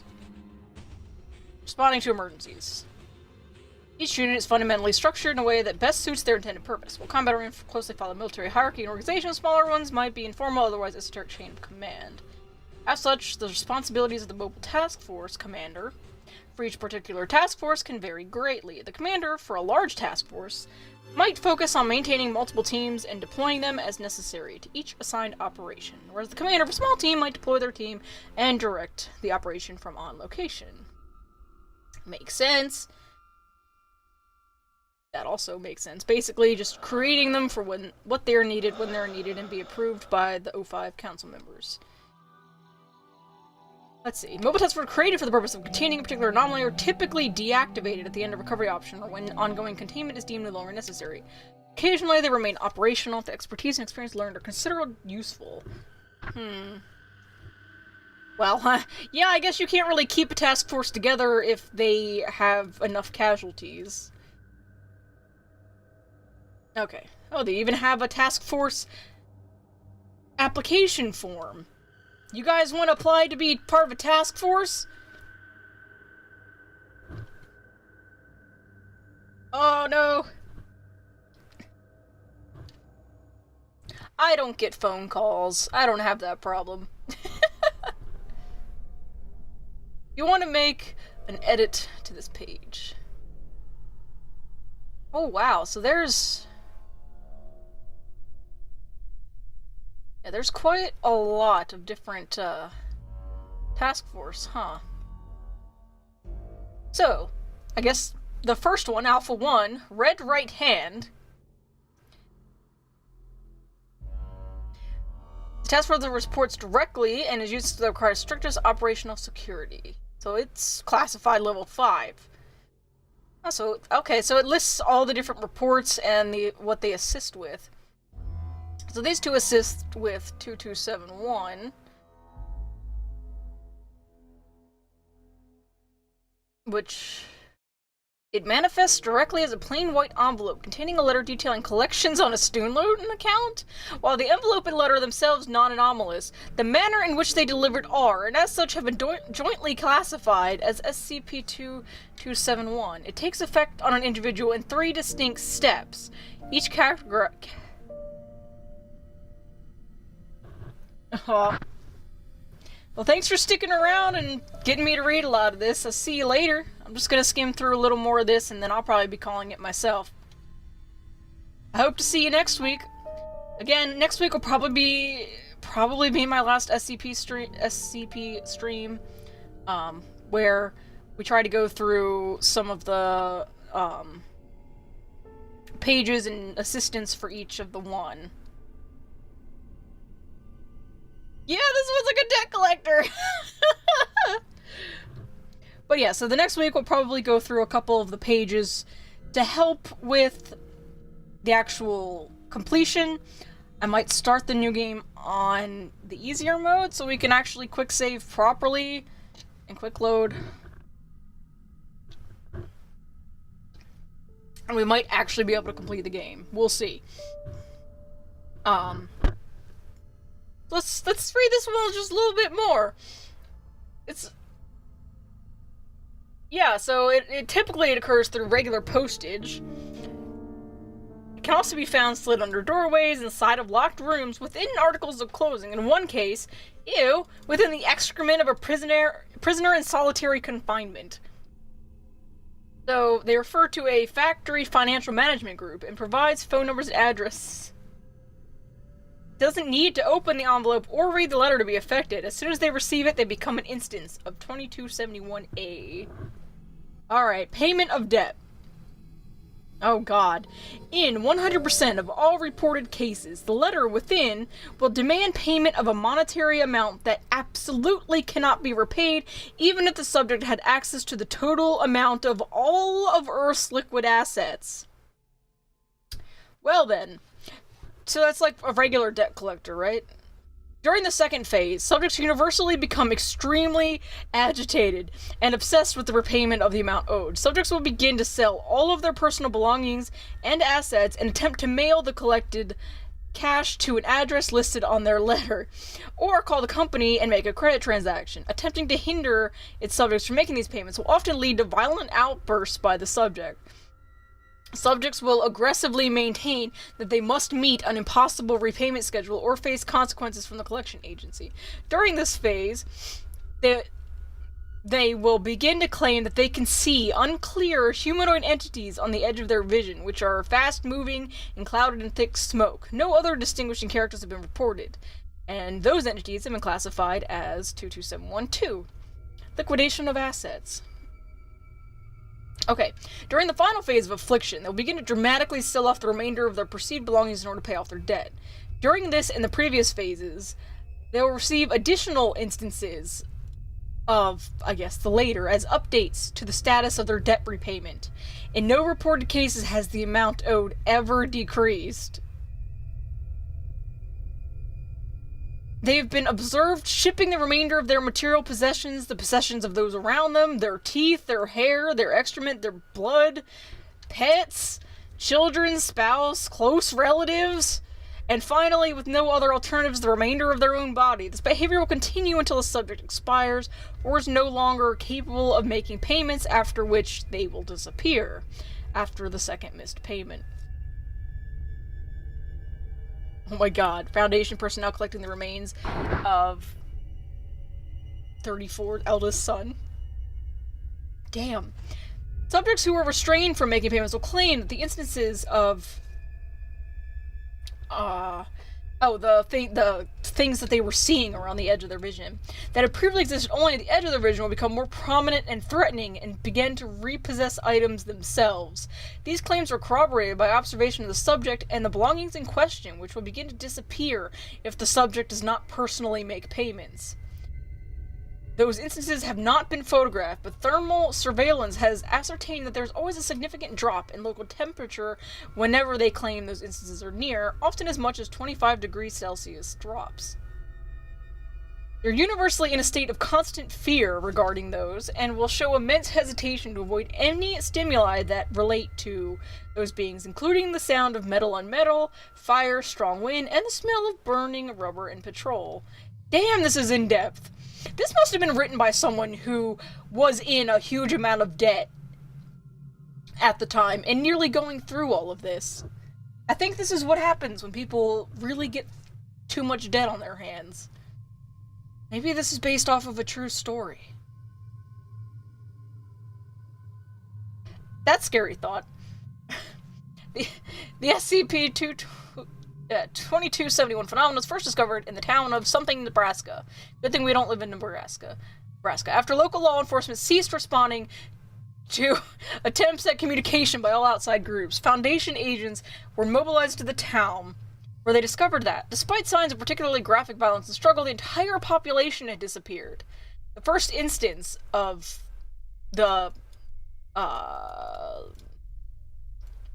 that was the letter was discovered during this investigation, albeit unknowingly, by the late agent Sandra McCoy during the sweep of an abandoned home in the area. 2 days later, another report surfaced of a family of fanatics in nearby another city, Nebraska, who had sold all of their possessions and then violently attacked the elderly neighbors. Foundation personnel arrived on the scene. and managed to apprehend the subject. It was during this initial investigation that the 1 and 2 were originally classified. However, during the occupation of something, several other members of the primary containment team became affected, as well as a large number of townspeople. The situation soon became unmanageable, and all unaffected personnel were ordered to move back to a 5-kilometer perimeter and wait for further instruction. The situation resolved after 2 weeks when all affected personnel had either disappeared, expired, or become too incapacitated to continue making payments. The remaining inhabitants of said city were... and I can't say some of these words sometimes, and held for observation, the brain washed, or, memory deleted, and held for observation, then transported to Spain with different identities. The town itself was demolished, as was something or other.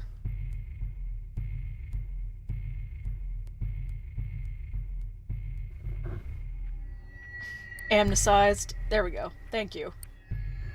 By the way, you can see this. Factory financial management. There is a place in hell for debtors and a hole just your size. Yeah, made to forget, thank you. I know what it means, I just couldn't get the words out.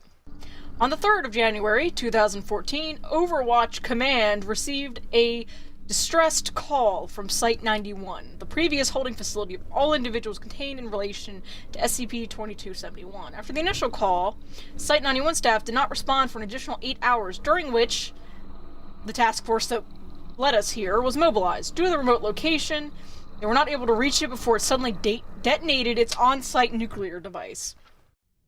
In wake of this event, it was discovered that they had sent one additional message, time-stamped only 2 minutes before the detonation of the on-site nuclear device. The message, a single scan image, was sent with no additional explanation. Investigation of this incident is still ongoing.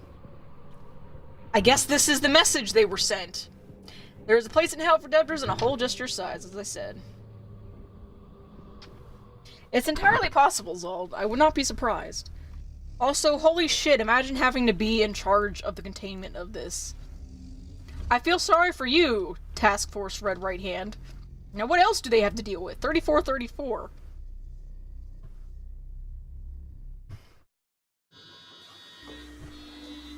Amnestic treatment and reintroduction into civilian population.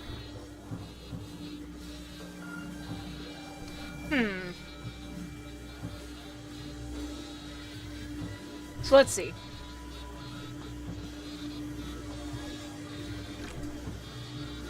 Yeah, makes sense.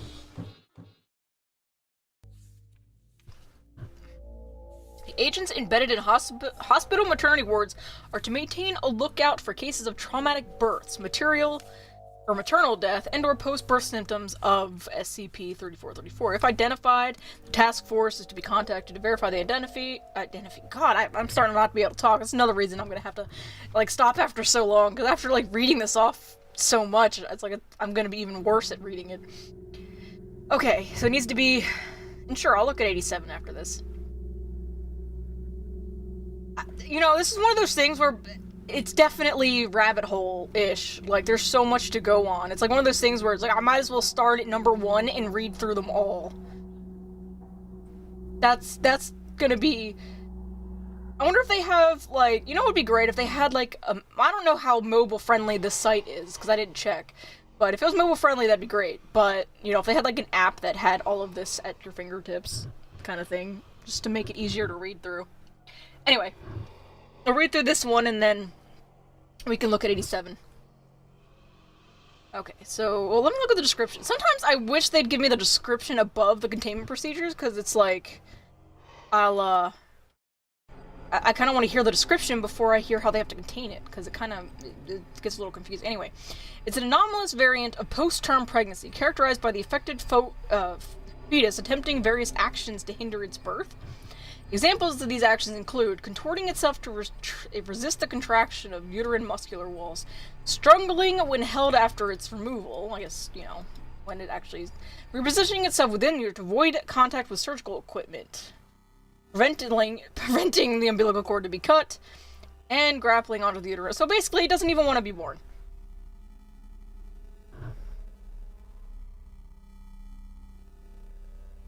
I gotcha. Yeah, there's increased risk of maternal death. 20% can result in that. Most children affected by it have been delivered successfully. At approximately 93% of known cases, 5% of known cases result in expiration of the child during the mother's attempt to give birth, while the remainder involve the fully grown fetus persisting in the uterus until its death through the lack of nourishment following placental deterioration. Ew.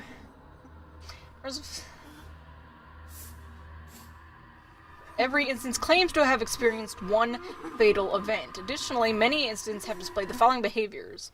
Visual perceptual avoidance when surrounding illuminance is above 1 LX. They usually accomplish by either perpetually closing their eyes or using a foreign object to obscure their vision. In a few cases, some attempt rubbing their eyes to the extent that the resultant friction is capable of damaging their eyes and eyelids. Increase in acute stress response, typically when introduced phenomena such as alarm screams, heat sources, injuries. They will then attempt to relocate to enclosed areas and assume a fetal position.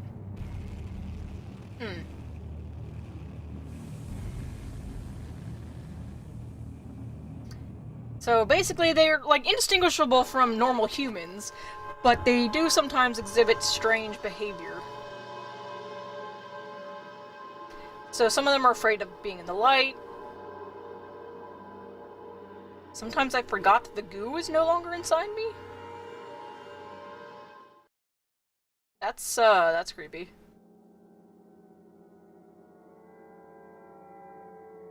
God, I can't believe how in-depth a lot of these are. That's actually really amazing. Okay, you told me to look at, where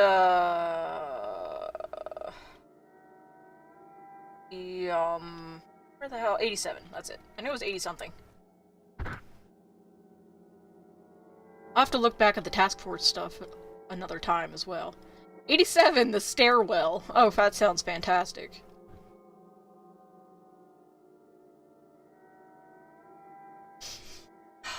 Okay, SCP-87 is located on the campus of Redacted. The doorway leading to 87 is constructed of reinforced steel with an electrical release lock mechanism. It has been disguised to resemble a janitorial closet consistent with the design of the building. The lock mechanism on the doorknob will not release unless so many volts are applied in conjunction with the counterclockwise rotation of the key. The inside of the door is lined with 6 centimeters of industrial foam padding. Due to the results of the final explanation, see the document, no personnel or permitted access. So, it's an unlit platform staircase. Stairs descend on a 38-degree angle for 13 steps before reaching a semicircular platform approximately 3 meters in diameter. Descent direction rotates 100 degrees at each platform. The design of 87 limits subjects to visual range of approximately 1.5 flights. A light source is required for any subjects exploring 87 as there are no lighting fixtures or windows present. Lighting sources brighter than 75 watts have shown to be ineffective as 87 seems to absorb excess light. That's fantastic. Subjects report and audio recordings confirm the distressed vocalizations from what is presumed to be a child between the ages of such and such. The source of the distress calls is estimated to be located approximately 200 meters below the initial platform. However, any attempts to descend the staircase have failed to bring subjects closer to the source. The depths and descent calculated from Exploration 4, the longest exploration, is shown to be far beyond both the possible structure of both the building and the geological surroundings. At this time, it is unknown if 87 has an endpoint. Jesus. It's undergone 4 video-recorded explorations by Class D personnel. Each subject conducting an exploration has encountered 87-1, which appears as a face with no visible pupils, nostrils, or mouth. The nature of 87-1 is entirely unclear, but it has been determined that it is not the source of the pleading. Subjects exhibit feeling of intense paranoia and fear when faced with it, but it is undetermined whether said feelings are normal or simply natural reactions. Yeah, it's not creepy at all. Yeah, I figured. I'll look at the 2. The last document's expunged. That sucks, because the last one was the one where they got the furthest. Over a period of 2 weeks following Exploration 4, several members of the staff and students from the Redacted campus reported knocking at a variable rate of 1 to 2 seconds per knock coming from the interior of 87. The door leading to 87 has been fitted with 6 centimeter thick industrial padding. All reports of knocking have ceased. Okay. So the first document. Oh gosh, that's long. Okay. Exploration 1. Okay. D8432 is a 43-year-old Caucasian male of average build and appearance and unremarkable psychological background. His designation is a result of demotion due to mishandling a certain SCP, and he's equipped with a 75-watt flood lamp with battery power capable of lasting 24 hours, a handheld camcorder fitted with a transmission stream, and an audio headset for communication with one of the doctors at control. He steps to the doorway onto initial platform. Despite the wattage, the flood lamp only illuminates the first 9 steps. The second platform is not visible. It's fucking dark. That probably would be my first response or reaction. The doctor asks, is your flood lamp functioning properly? He shines the light out the door and into the academic building's hallway, and the light reaches significantly further. Yeah, it's working. It just won't light these stairs all the way down. Thank you. Please continue. You know, it's like, considering they're all the people here are like pretty much on death row and they don't really have much of a choice, you know, I'd be like, you know what, guys, just execute me. I don't want to have to go through this shit. Okay. He descends for 13 steps before reaching the second platform. The platform's in the shape of a semicircle, apparently concrete surface and walls. There are no distinct markings aside from nondescript patches of dust, dirt, or wear consistent with that, which is found in a typical concrete stairwell. He rotates 180 degrees to begin descent down the second flight, then pauses. Reason for stopping: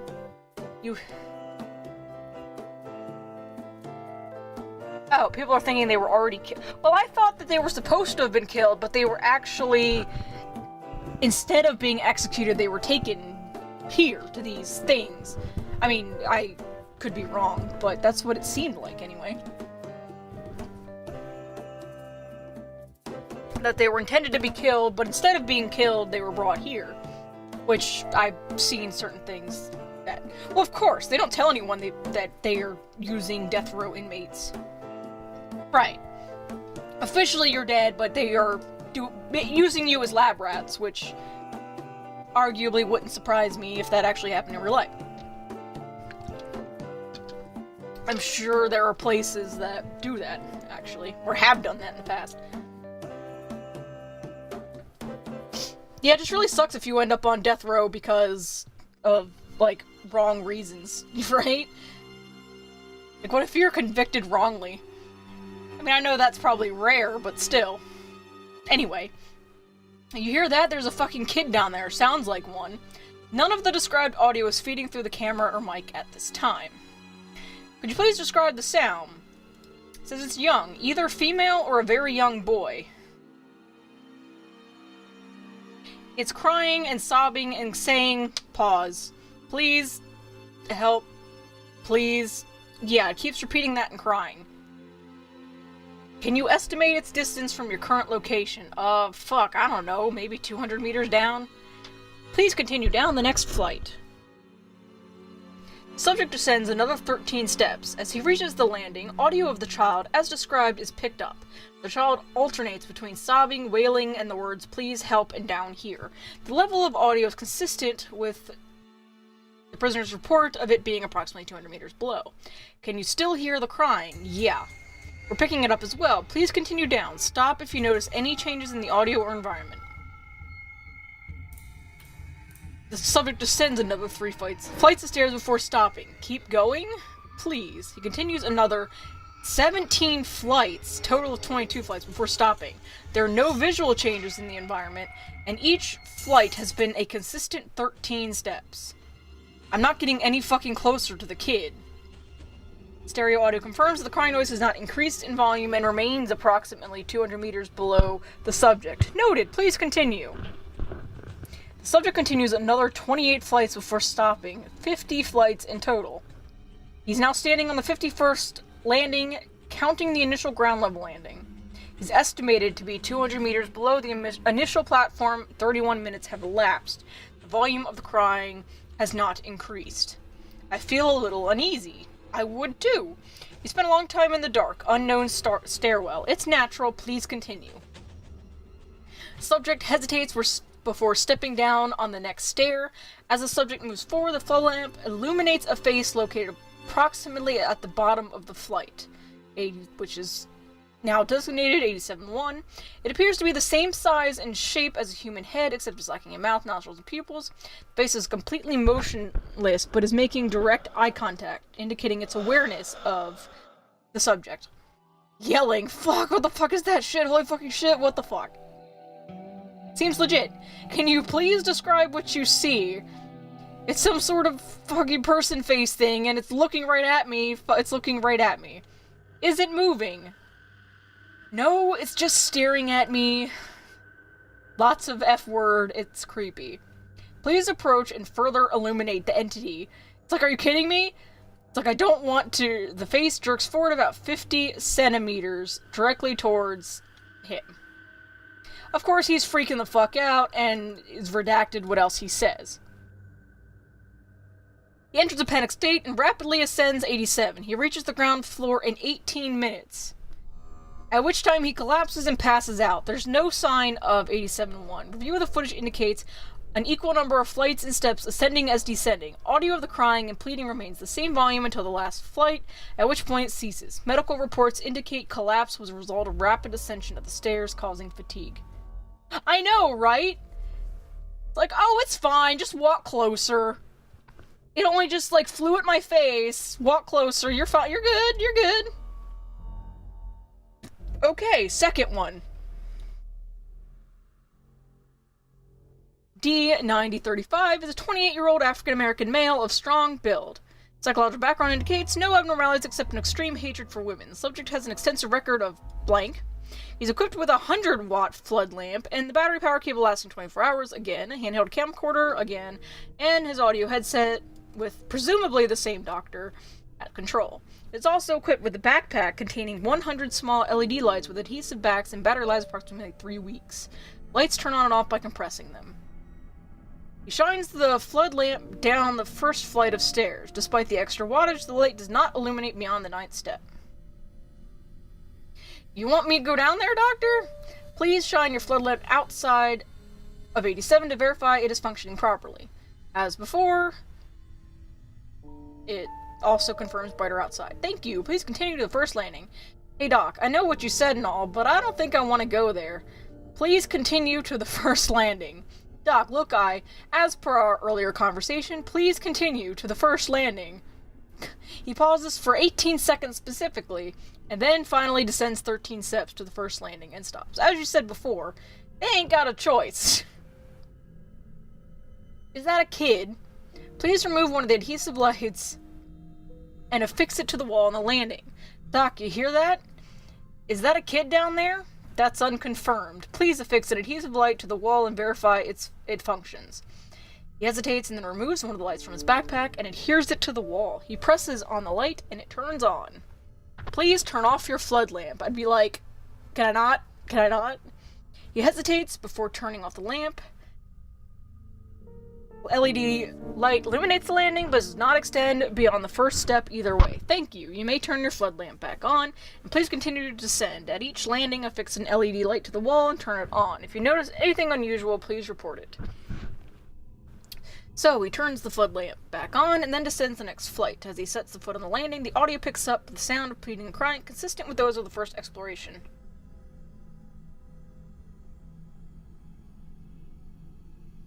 Yeah, that sure seems like it. It's all... Well, technically, when I first started the game, SCP Containment Breach, when they were trying to tell me to leave the chamber... Also, hello. I'm just gonna call you Guts. Guts hates Griff. Hello and welcome. I am currently reading through documents for SCP-87, as requested by a few of the viewers before I end the stream tonight. So where the hell was I? 87 being a long, dark stairwell that apparently goes on forever. I apologize, but I've already been wifed. But thank you for asking. I suppose. Nah.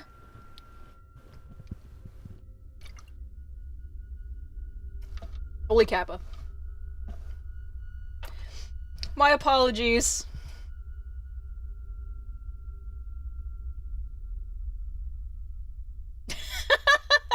I'm not not sure why you're banning Zald. Ask him. I'm sorry. You will find someone grand to wife, I assure you. Eventually, in this world. Your heart shall be mended. Okay, wait, where was I?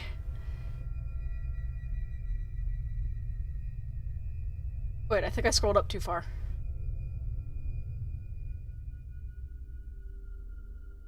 Okay, so here, yeah, here. Can you still hear the previously reported audio? Yeah, she sounds about 150, maybe 200 meters down. Am I supposed to get her? Look, Doc, I don't do good with kids. You got a lot more to worry about, buddy. Please place the light and continue down until you notice anything unusual. Subject adheres light to the wall and turns it on, then continues next landing. And he continues repeating this action for 25 more flights. I don't think I'm getting any closer to the kid, Doc. How far below would you estimate the source of the sound to be? Same as before. And again, he goes down 24 more flights, and back at the 51st landing, he stops. Footage shows an arced gouge in the concrete wall, estimated to be approximately 50 centimeters long and 10 centimeters wide.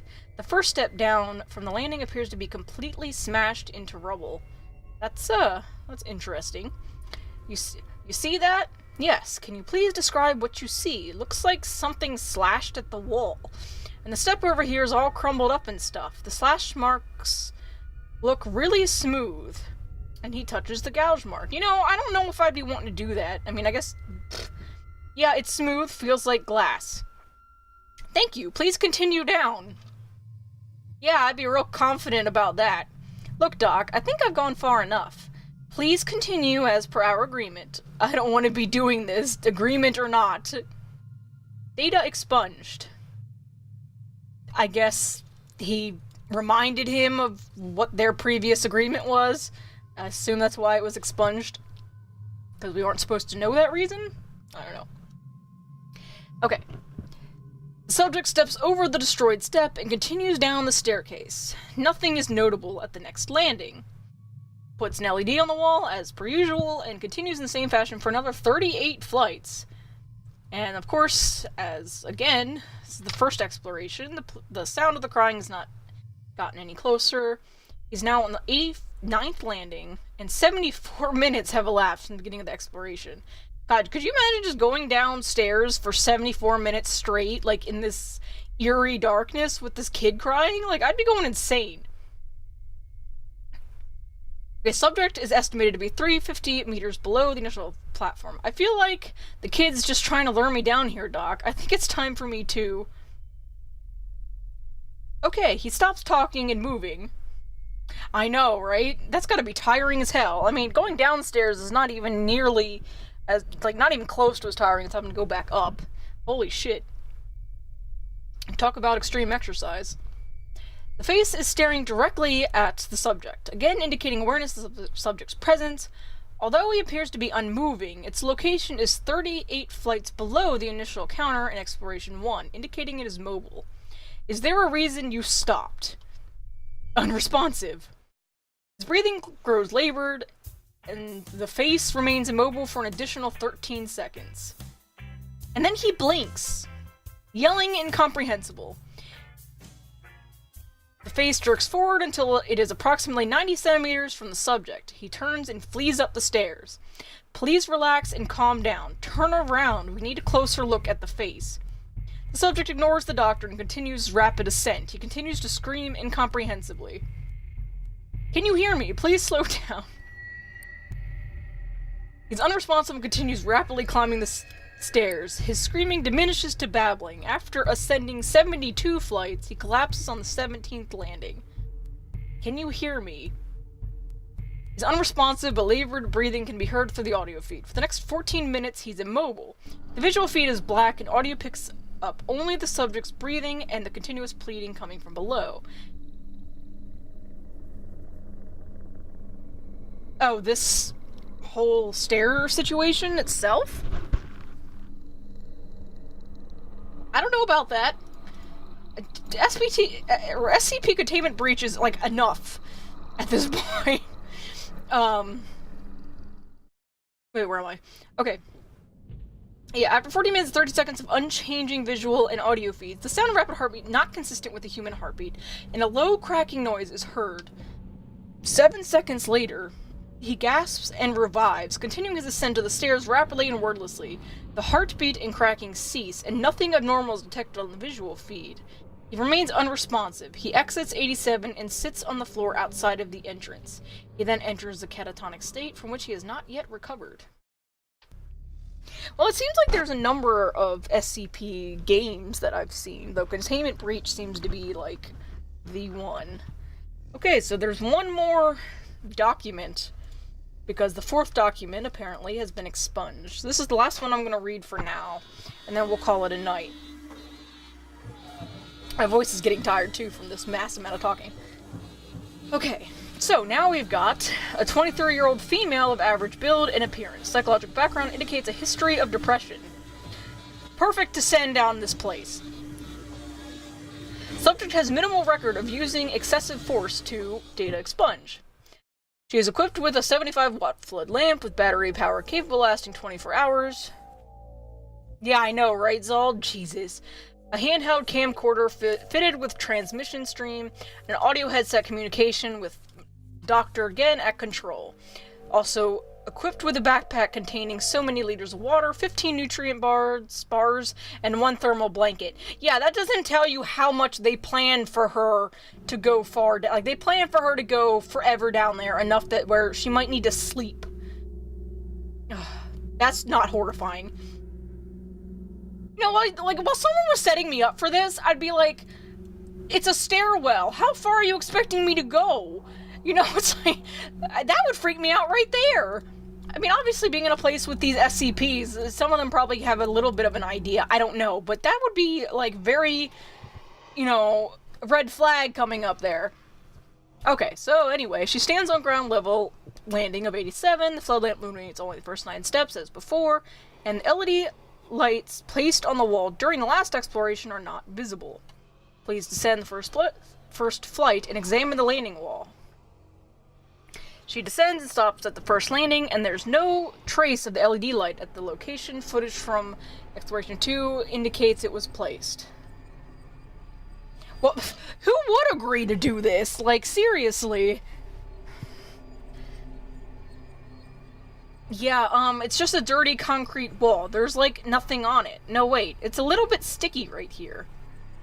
Indicates the spot on the wall the LED light should have been located. There's a child crying down there. She's begging for help and crying. Yeah, thank you. Please continue down the steps until you notice anything unusual. Yeah, because the child crying is not unusual. She descends, and upon reaching the next landing, audio is consistent as before. Again, there's no LED lights. And she continues no incident until she reaches the 17th landing.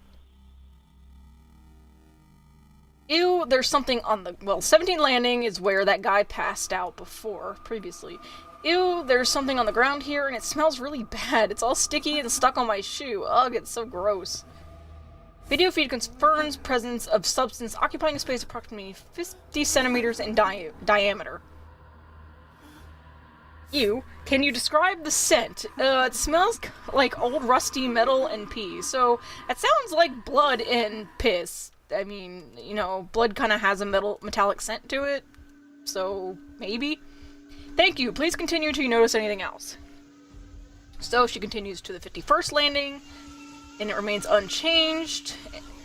She keeps as she's continuing to descend till she reaches the 89th. The video feed jerks and the subject yells. Ah, fuck, there's a hole in the ground and I almost fell in. Video feed confirms the presence of a hole approximately 1 meter in diameter. The subject, that's a pretty big hole. The subject shines the floodlight down, revealing only blackness. Approximately 4 seconds pass, and a light of an indeterminate distance down the hole flicks on for approximately 2 seconds and then back off. There was a light down there. It's gone now, but it was on for like a second. Did you see it? Yes, can you estimate the depth of this hole? No way, it's too deep. At least a kilometer, like way more than a kilometer. I know, right? Thank you. Can you still hear the sounds of the child? Uh-huh, she still sounds far away. I don't feel like I'm getting any closer. It's like for every step I take, she takes one down. Please continue down until you encounter anything unusual. She'd probably say anything else unusual. She continues to descend for approximately an hour, covering an additional 164 flights. Holy shit, she stops to rest on the 253rd landing, consuming 1 nutrient bar and several gulps of water. She's at an estimated 1.1 kilometers below the initial landing, yet the sound of the child has not changed in volume. After pausing for 4 minutes, she then resumes her descent, making no stops for another 216 flights, 1.5 hours later. She is on the 469th landing at approximately 1.8 kilometers below ground level. Holy crap. I'm not getting anywhere. I think it's time I went back. I mean, going down is one thing, but this is a long climb up. You know, Nightbot, I don't think I'd like what I see down there. And har is all Kappa. You've been provided with food, water, and blankets to last you 24 hours. Please continue down. No, I think I'm gonna go back up. She turns towards the previous flight of stairs and screams. The face is directly behind her, blocking her ascent. The face appears approximately 30 centimeters from the lens of the camera. Its eyes are fixed directly on the lens, this time looking not at the subject but the person viewing the video feed. The video feed glitches and freezes for 4 seconds, accompanied by a static-like screeching noise from the audio feed, and then cuts to bumpy visuals of her descending the stairs rapidly. You know, that face, don't we see that face on some of the feeds throughout the game? Or at least it's similar to that. Or is it another SCP that we're seeing? Anyway. Panicked and hysterical, of course. It's been following me the whole time. It's been right behind me. Oh god, it's right behind me and it was looking right at me. Doctor, please do something. Please help me. Oh god, oh no. Please get it away. Please, no, please. I knew it was following me. Help make it leave. Oh gosh, please no. It was looking at me. It was staring at me. I knew it. At me. It knew I was here. It's been watching me this whole time. Oh god, please help me. No, please. It continues in a similar fashion until the end. Well, fuck. Okay, so she continues to scream and plead hysterically as she rapidly descends the staircase. The previously heard static-like screeching seems to overlay the audio feed, beneath which can still heard the original sound of a crying child. Approximately 14 flights down, the video feed swings to show the area directly behind her. The face is now approximately 20 centimeters from the camera lens. It is not staring at the subject. Rather, it is fixated on the camera lens, giving the illusion it is making eye contact with those viewing the footage. It is important to note that since the sighting of the face, the sound of the girl crying and pleading has been increasing in volume, indicating that she's nearing the source. After an approximate 150 panicked flights of descent, with 3 visual confirmations of the face still in pursuit, she trips and appears to fall unconscious. Audio feed indicates strong proximity to the source of the crying. Static and screeching noise continue. Video feed shows yet another descending flight of stairs, indicating that she still has not reached the base of the stairwell. 12 seconds of motionlessness pass before the face comes in full view of the camera, eye contact being made directly with the viewer. Audio and video feeds cut out, and no connection is reestablished. So apparently once you see the face, it's as if it's letting you get closer to the bottom. But because she freaked out, she ended up tripping and falling and is probably now dead. And then yet, for some reason, the 4th document is not there. Which is annoying, because it says, due to the results of the final exploration, no one's even permitted to try to go down there anymore. So, is that because this isn't written? I want to see. I want to know.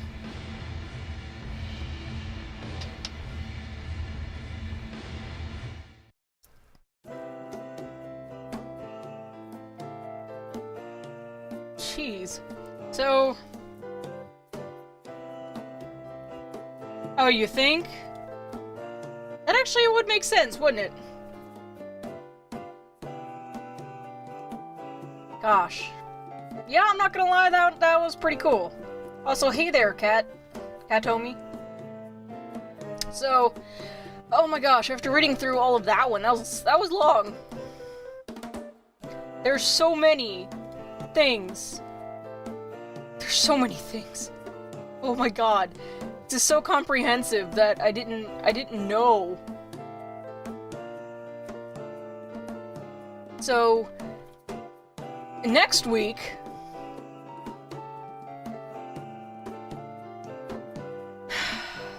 yeah, it's a fuck ton. Talk about rabbit hole indeed. So, next week, I think we're gonna go through a couple of the SCPs that we run into in the game in SCP Containment Breach. And I'm gonna start over on the safe mode, essentially, so we can quick save wherever, and so we can actually try to complete the game. Oh, you want me to look at 3004? Alright, since you asked, this will be the last one I look at then, since you said something. Imago?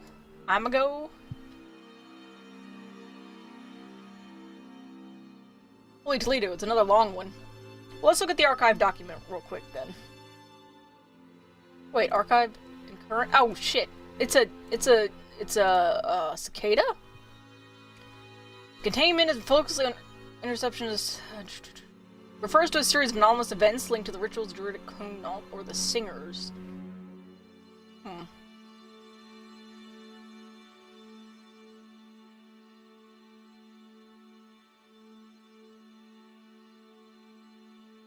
So they're rituals carried out by otherwise non-anomalous individuals in their place of worship.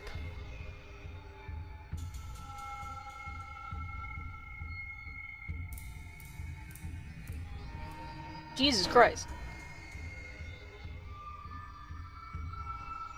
Wait, 28052? Oh, I don't know what that one is yet. They're just so detailed.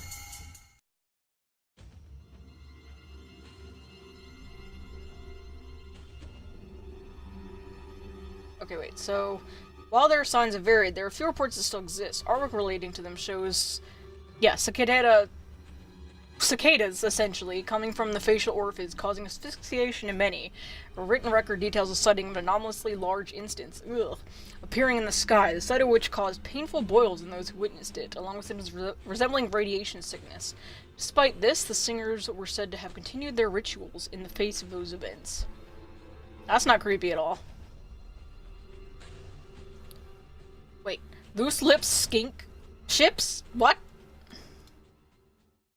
Hi, I'm your Snappleganger. A perfectly normal, regular old IKEA. What? And these are the non-joke ones. I'm confused.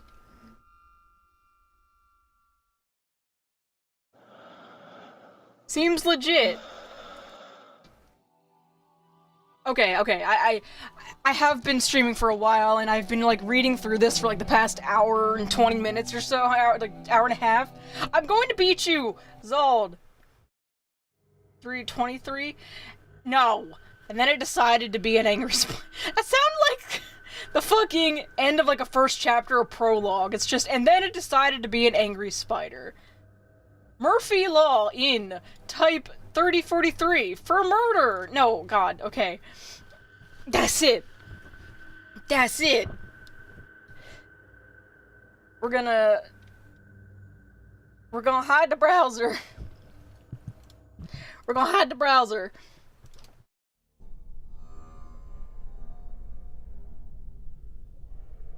Th 3008 does look funny. I might have to leave that up and read my own because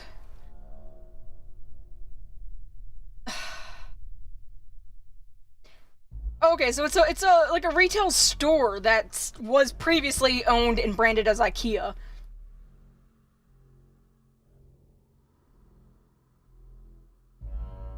So you think you're going in an IKEA store, but no, you're really going into 30081. Just Just wow. That's interesting. But, at the risk of being on here forever, I am going to call it an end. As I said before, next week, I'm going to actually try to get further in the game. I don't know how long the game is technically supposed to take, like, if you know everything. But I'm going to, you know, look up a few of the SCPs, maybe some tips, go through the Gamerboy tip, the guy that gave me tips on YouTube. Again, yeah, I'm glad you enjoyed it.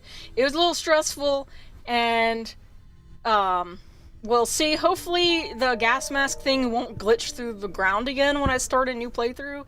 I mean, now I know how to spawn it, but, yeah, so I do apologize if I talked really fast while reading some of these things off, because I kind of wanted to, you know, hurry through it because it was a lot, but I wanted to read, you know, as much as possible, especially for some of those really interesting ones, I'm not gonna lie. Yeah, if it does happen again, I'll just respawn it once I get to that room, because I don't want to cheat. So yeah. So we're gonna see how far we get next week. I want next week to be the last time I stream this. If I end up having to stream this multiple times next week, you know, like maybe sometime earlier on Thursday, early mid-Friday, I might. Because I want to be able to start another game, which I might try doing Perception next, since Frosthaven mentioned it to me, and I can get it set up. So next week will be my last week or time with SCP. It'll still start on next Wednesday around the same time, 7 to 8 p.m. Central. Yeah, anyway, I've been HiddenSpikeTrap. If you like what you see, and we do variety streaming as well, you can be sure to follow and subscribe. And if you're not, you can join our Fortis Core Discord at the link below. Fun gaming community where, I don't know, we all play games and sort of have lives. I have the feeling now that I've started looking into this, I might get stuck on this site for a little while. Because it's definitely one of those things where it's like, okay, now I just gotta go through a bunch of them, and I'm gonna, like, my mind is gonna explode, probably. Anyway, I hope you guys have a fantastic rest of your day, evening, night. Get some good sleep, don't have nightmares about Billy jumping in your face. Or Plague Doctor.